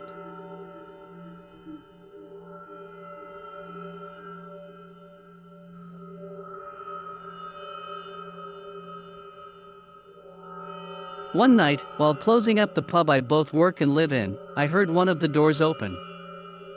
I knew the sounds of the different doors well, and it sounded like one of the toilet doors in the back, so I headed straight in, expecting to find someone high on coke bouncing off the walls. However, no one was there. I checked all over the pub, even threatening to harm whoever was playing pranks on me, but found no one. Later, while winding down in my flat and watching TV, I heard someone trying to force open my door. At this point, I knew it wasn't one of the other tenants in the building because they would have just called me. Although I was a bit scared, I grabbed my camera tripod for protection and opened the door, but found no one there. This was the first time I had experienced any freaky incidents in the pub, but other tenants and regulars had spoken about them before. It was both exciting and terrifying.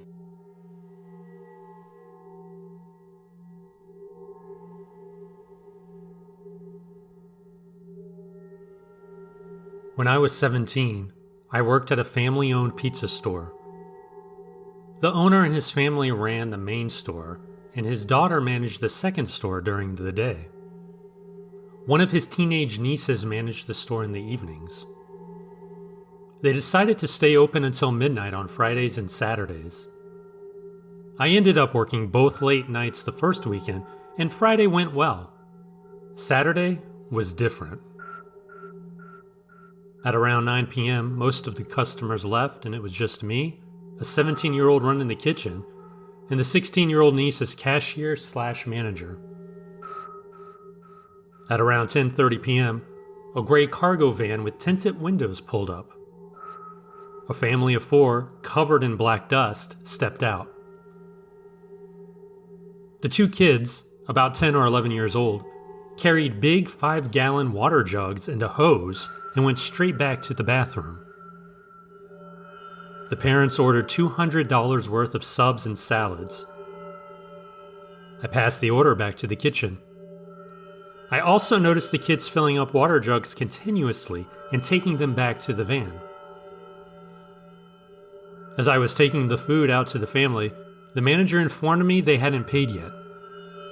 When the parents came up to the counter, the man pulled out a huge wad of $50 and $20 bills and a handful of photocopies of a coupon from a newspaper. The coupons were buy one, get one free, but they were only good for one day about 5 years earlier. A big argument ensued, but I couldn't accept the coupons like that. Finally, the dad threatened to leave. The kids stuck their tongues out at me on the way out. By the time we finished arguing, it was past closing time. The manager reappeared and offered to help me clean up so we could leave earlier. As I wiped all the black grime off everything the family touched, the manager screamed that they were in the parking lot. I went outside and saw the van parked, blocking one way out, and the dad smoking at the other corner of the strip mall. I decided to pretend I didn't see them. I went back inside and called 911.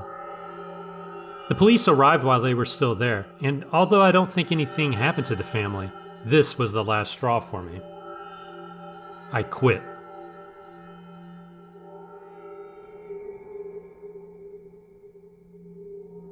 My scary stalker story is about my ex-boyfriend.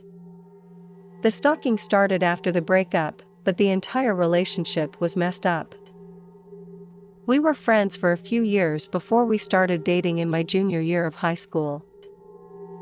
However, after we started dating, he turned into a completely different person, or maybe he just let his true self shine through. He would constantly grab my phone and look through my text messages and call logs. He wanted us to be together all the time, regardless of what I was doing, even if I was studying. He had already graduated high school and worked full-time, but he would still insist on being with me.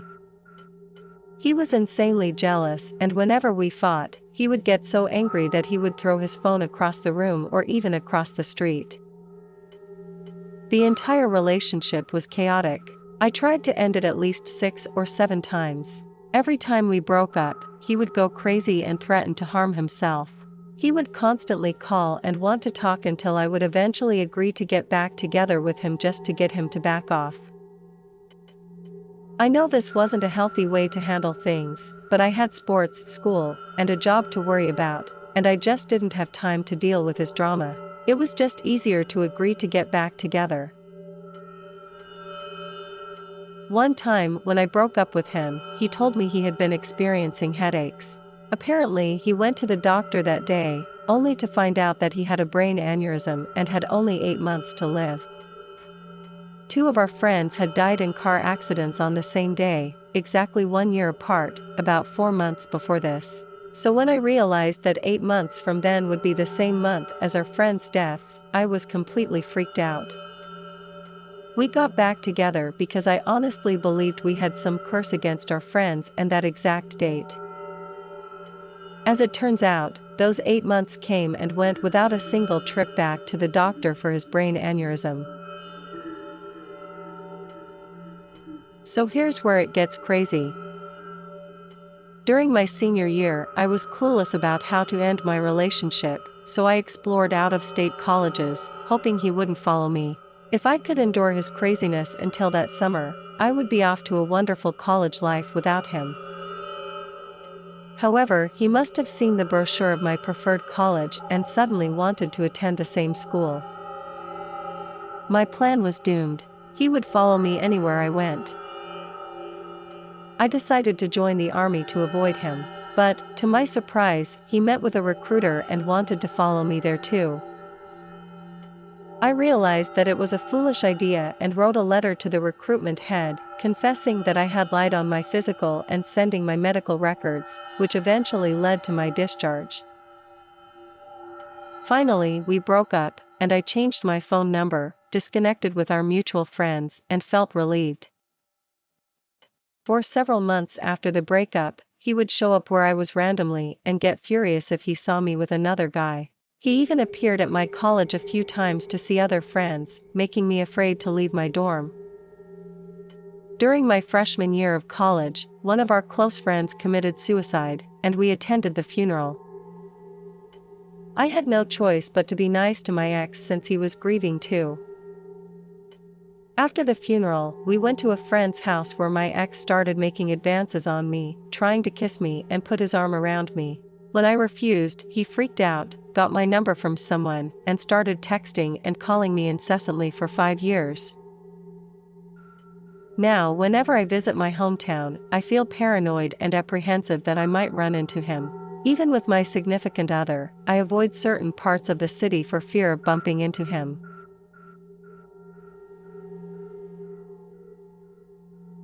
I had a friend from high school who could be considered a stalker.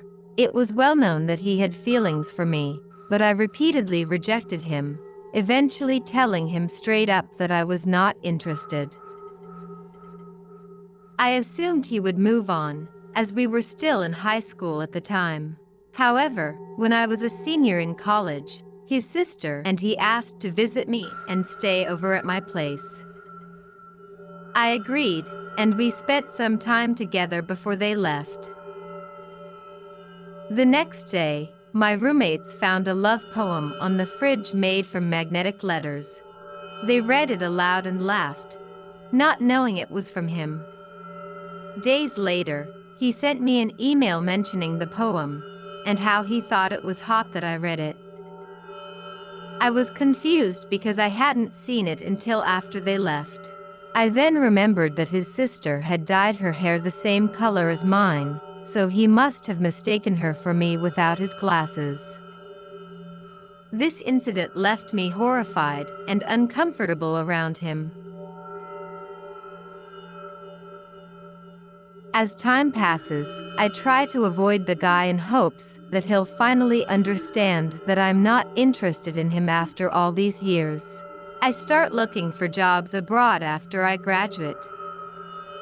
One day, he sends me an email suggesting that we get married if I decide to move abroad so that he can justify following me to his parents. He also admits that he has no desire to learn the language of the country I'm planning to go to, and will need me to support him. He thinks it's a mutually beneficial arrangement, because eventually, I'll be able to benefit from the tax deductions one gets from being married. And though he knows I'm not interested in him, he thinks this is the most logical option for me to avoid dying alone and paying full taxes for my whole life. The email turns into a ramble about his hatred for characters in TV shows or books who say they want the person they love to be happy, regardless of who it's with. He thinks it's more logical to narrow the love interest's options by eliminating the other person. Completely pissed off and creeped out, I reply to the email, and he seems to get the message and apologizes. I try to cut off ties as best I can, but most of our friends are mutual, and I'm pretty close to his family. He eventually gets a girlfriend. She adds me on Facebook and starts telling me about how great the sex is with him and how I'm missing out. She even suggests that we all get married together on the same day, including her other boyfriend back home. Repulsed, I block her.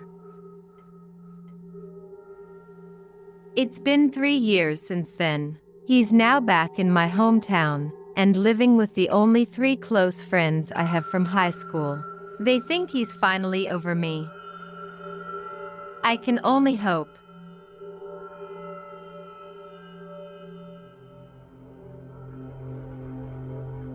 During class, I was inundated with calls, texts, and voicemails from my then ex. Despite the distractions, I remained focused on the midterm review session and disregarded the messages. Suddenly, he burst into the classroom, seized me by the arm, and attempted to pull me out of the room. This outrageous and unsettling scene played out in front of roughly 40 individuals, leaving me mortified. Although I fought to remain in class and my ex behaved in a crazy, irrational, and absurd manner, he eventually succeeded in dragging me out of the classroom. The entire class remained silent, despite the obvious disturbance. Once outside, I confronted him and eventually convinced him to depart. The class had ended by this point, so I returned to my dormitory. Upon arrival, I discovered that my room had been ransacked. My laptop was folded backwards with its screen stomped and contorted. My mirror was split down the center with blood on its edges. Lastly, I found leaves of my diary scattered across the room, with drops of blood staining the pages. Apparently, my ex had broken into my room, read my diary, and went into a rage. Among the pages he tore out, I had written something along the lines of "I'm relieved we broke up, I'll find someone better." Clearly, he was a deranged ex who continued to behave irrationally for some time. Despite my efforts to seek assistance from the police, they did not offer any help. Eventually, he graduated and vanished.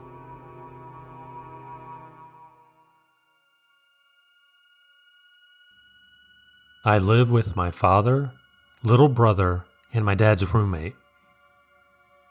After getting out of work one night, I sat down on my bed in my bedroom.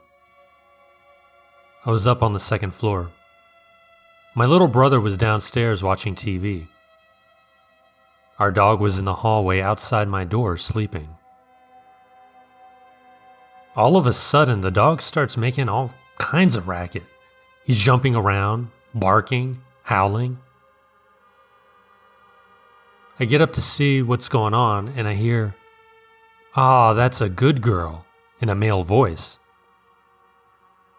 It didn't sound like my little brother, so I yelled out, "Oh, you're home early," thinking it was my dad's friend, our roommate. So I opened my bedroom door. There was no one out there at all, but the dog kept wagging her tail and staring down at the empty end of the hallway. My brother came upstairs to yell at me for getting his dog riled up. He said he heard the same voice, thinking it was me or our roommate. We did a once-over of the house with my butterfly knife and his BB gun. but we didn't find anybody.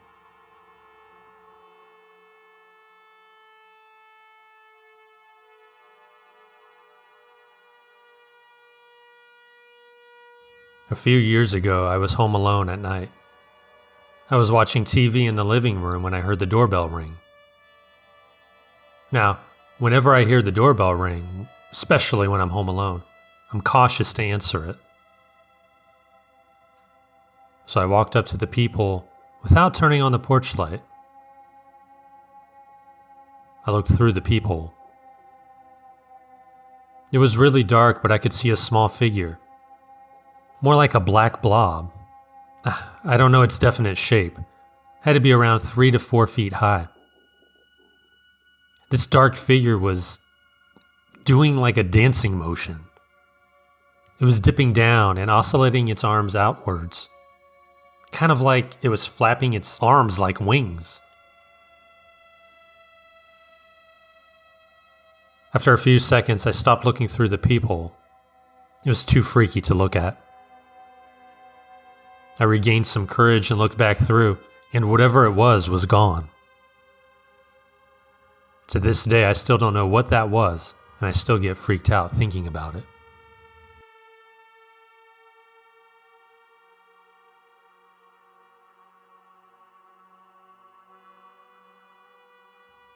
I was home for spring break during my junior year in college.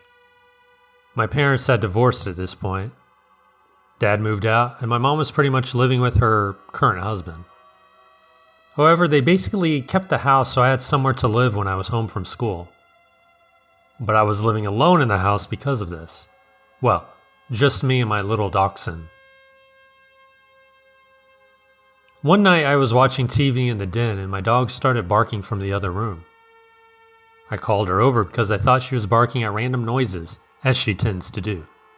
But she would not stop. I poked my head out of the room to see what she was doing.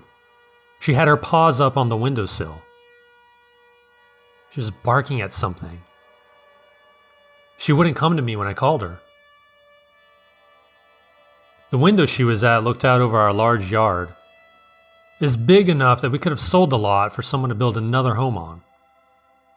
The yard was lined by hedges, so she couldn't have been barking at someone just walking by. Plus, it was pitch black. It'd be pretty strange if she could see a small animal or anything. Anyway, I'm all alone in this big house, and I'm paranoid about home invaders and shit, so I started to freak out because there was obviously something out there. I grabbed my cell and typed in 911 so I could just hit send if needed. I slowly worked my way over to the window where my dog was still losing it. I finally got up next to the window and looked out. There was a white plastic grocery store bag floating around in the wind. That's what my dog was freaking out about.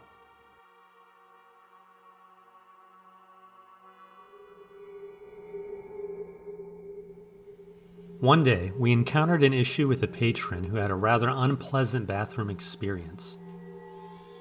The extent of the fecal matter was beyond imagination, reaching the ceiling, which seemed impossible without intentional flinging.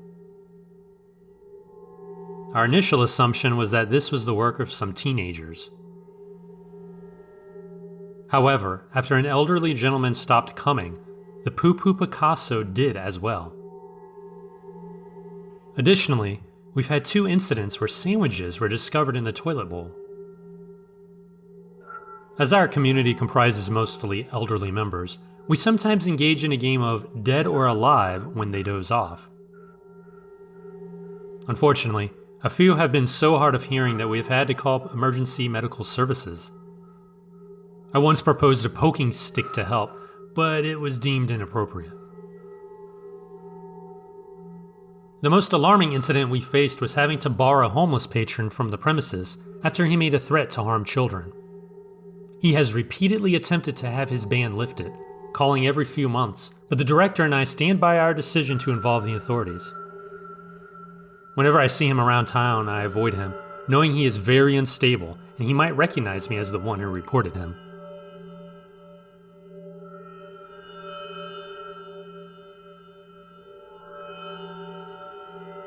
During my time at a previous library, there were claims of a haunting by two coworkers, a mother and daughter, who referred to the ghost as the man. They claimed to have seen him randomly, with a particular focus on one of our pages, who was left feeling uneasy. The library had recently moved into a building that was previously a furniture store, with the upstairs used for storage by us and other county departments. Despite being closed to the public, the man seemed to make an appearance, causing the atmosphere to become quite eerie. I always had a feeling that someone or something would be waiting for me as I turned a corner.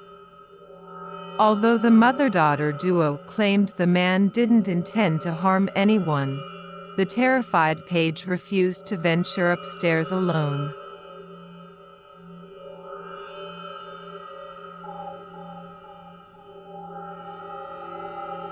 I used to work at a hospital library with a spooky ghost. The library was situated in a converted chapel on the hospital grounds, which was partially built on an old asylum. One of the consultant doctors stored the bones of convicted murderers in a projection booth, which only added to the eerie atmosphere. Although the library had 24/7 access, there was a simple rule: turn off the lights when leaving to conserve energy. However, there was a strange occurrence that happened when the last person to leave was a young male doctor. If he looked back, he would see a young lady peering out of one of the windows, just watching him intently. She didn't do anything. She just watched him. This understandably freaked out the doctor, who ran back, turned on the lights, and apologized. The next day, the library lights would be found on, so we checked the CCTV and sent a reminder to the last doctor to turn off the lights. However, every time, the response was, "I wasn't the last. There was a nurse there." But there was never a nurse present on camera. One day, a brave young Filipino doctor approached the woman in the window after hearing the tale. As he got closer, he saw her expression of great sadness and grief. He recognized her as a young nurse dressed in a traditional Wimple uniform. She just stared at him with a heart-wrenching longing, then turned away slowly as he approached. When he entered the library, she was gone again. He was convinced that she had an untold sad tale, and given the history of the place, it's entirely possible. The library then gained two simple rules at night. Turn off the lights, and whatever you do, don't look back.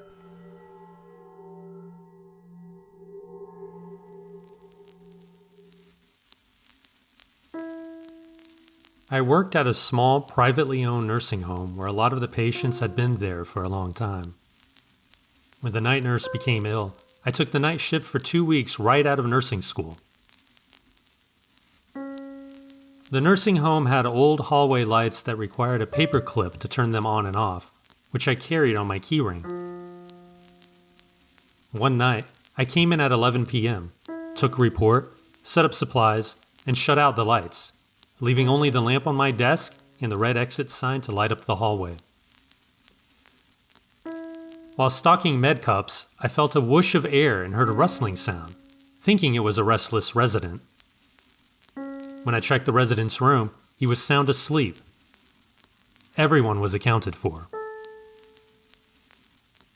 A little while later, I saw a figure pass by me and into room 3 out of my peripheral vision. I took the CNA with me to check on the resident, who was having a conversation with someone who wasn't in the room. He said he was talking to the man sitting in the chair in the corner. There was no one there. The next morning, I told the nurse what had happened. She knew exactly what I was talking about before I could even mention who the patient was talking to. She said it happened all the time. More than one patient had the same experience. I never found out the name of the mysterious man in the corner, But that was the end of my night shift stint at that nursing home.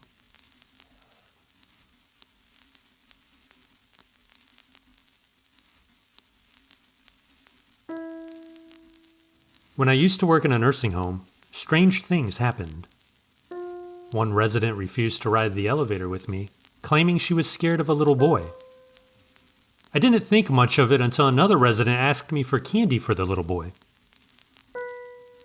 I spoke with my mom, who was a charge nurse and employee of 13 years, about it. She told me that residents had reported seeing the same little boy over the years, regardless of their mental state. When the residents moved to a new facility, the little boy came with them. He seemed to prefer residents with limited sight. The residents all described him the same way: black hair, living in a tent, and dying when a tree fell on him. One night, I was feeding a stroke victim who required total assistance. I felt a cold hand on my arm. The resident asked if the little boy was my boyfriend. I was terrified. There was nobody in the room with us. The resident who had seen the little boy passed away that night.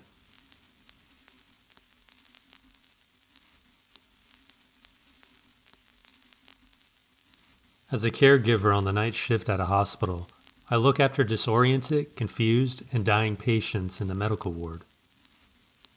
We see many elderly patients with dementia or Alzheimer's. Recently, we admitted a 91-year-old woman with pneumonia who was completely blind but mobile and had a clear mind. She used to be an English teacher, and her vocabulary and pronunciation attest to that. She's a strong-willed, independent, and stubborn lady. I was assigned to take care of her for the night, making sure she didn't injure herself by walking into things trying to find the bathroom. At around 11 p.m., I suggested she try to sleep, but she was still fidgeting with the blankets. When I leaned over to turn on the bedside light, she said, "Oh, you have the most beautiful blue eyes." Confused about how she could know that, I was stunned when she added, "And while you're up, please get an extra blanket for this little boy sitting on my bed. His skin is ice cold." She said it like it was normal, but it gave me chills. As if that wasn't enough, the call bell in the bathroom rang even though nobody was in there to press the button.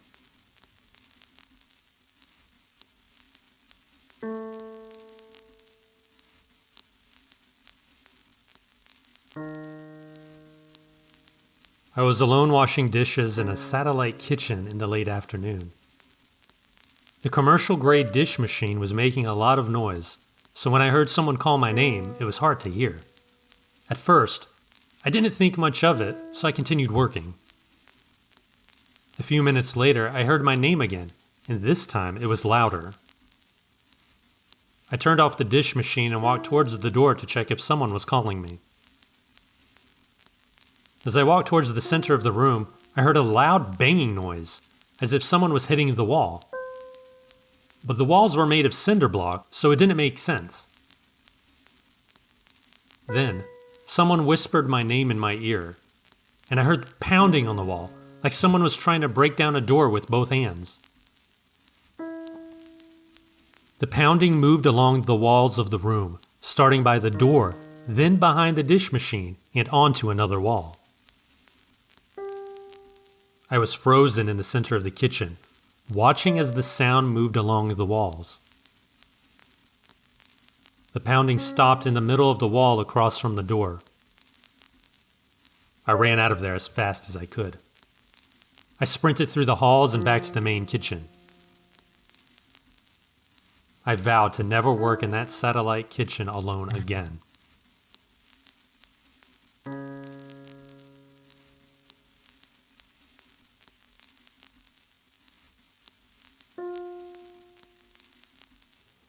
I helped build a new skilled nursing building in 2010, but rumors quickly spread about it being cursed.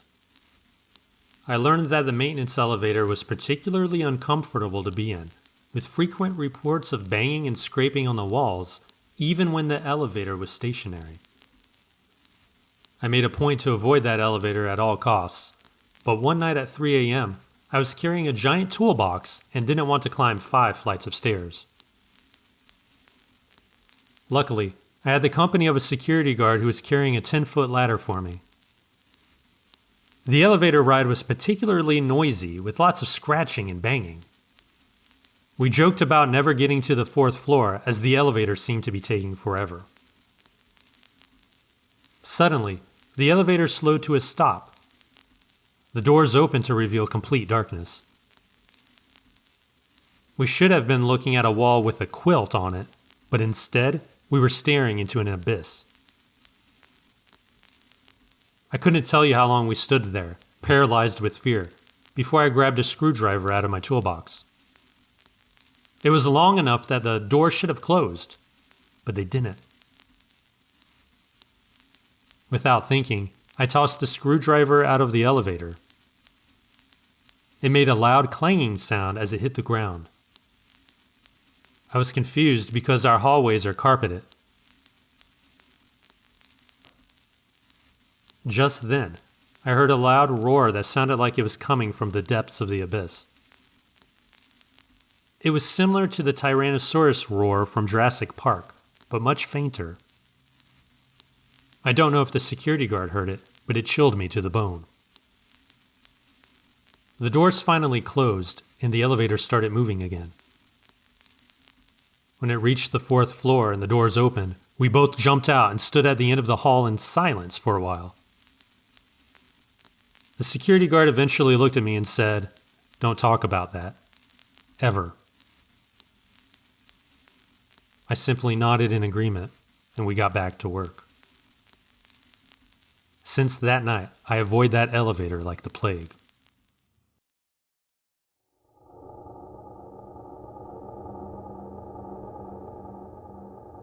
Last summer, I hosted a garage sale to get rid of some items before moving cities.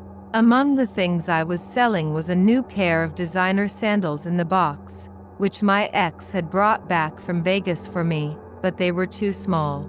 Despite being worth a few $100s, I was only asking for $5.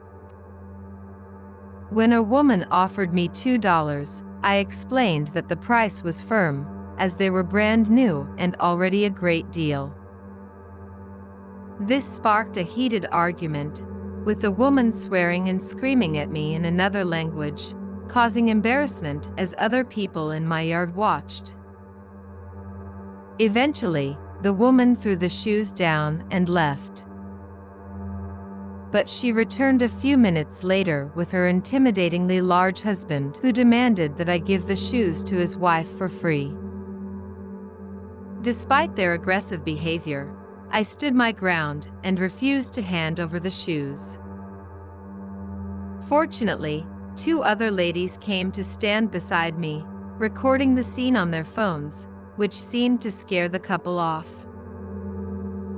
Although I was relieved they didn't get the shoes, the experience was both terrible and terrifying, and I have decided never to host a garage sale alone again.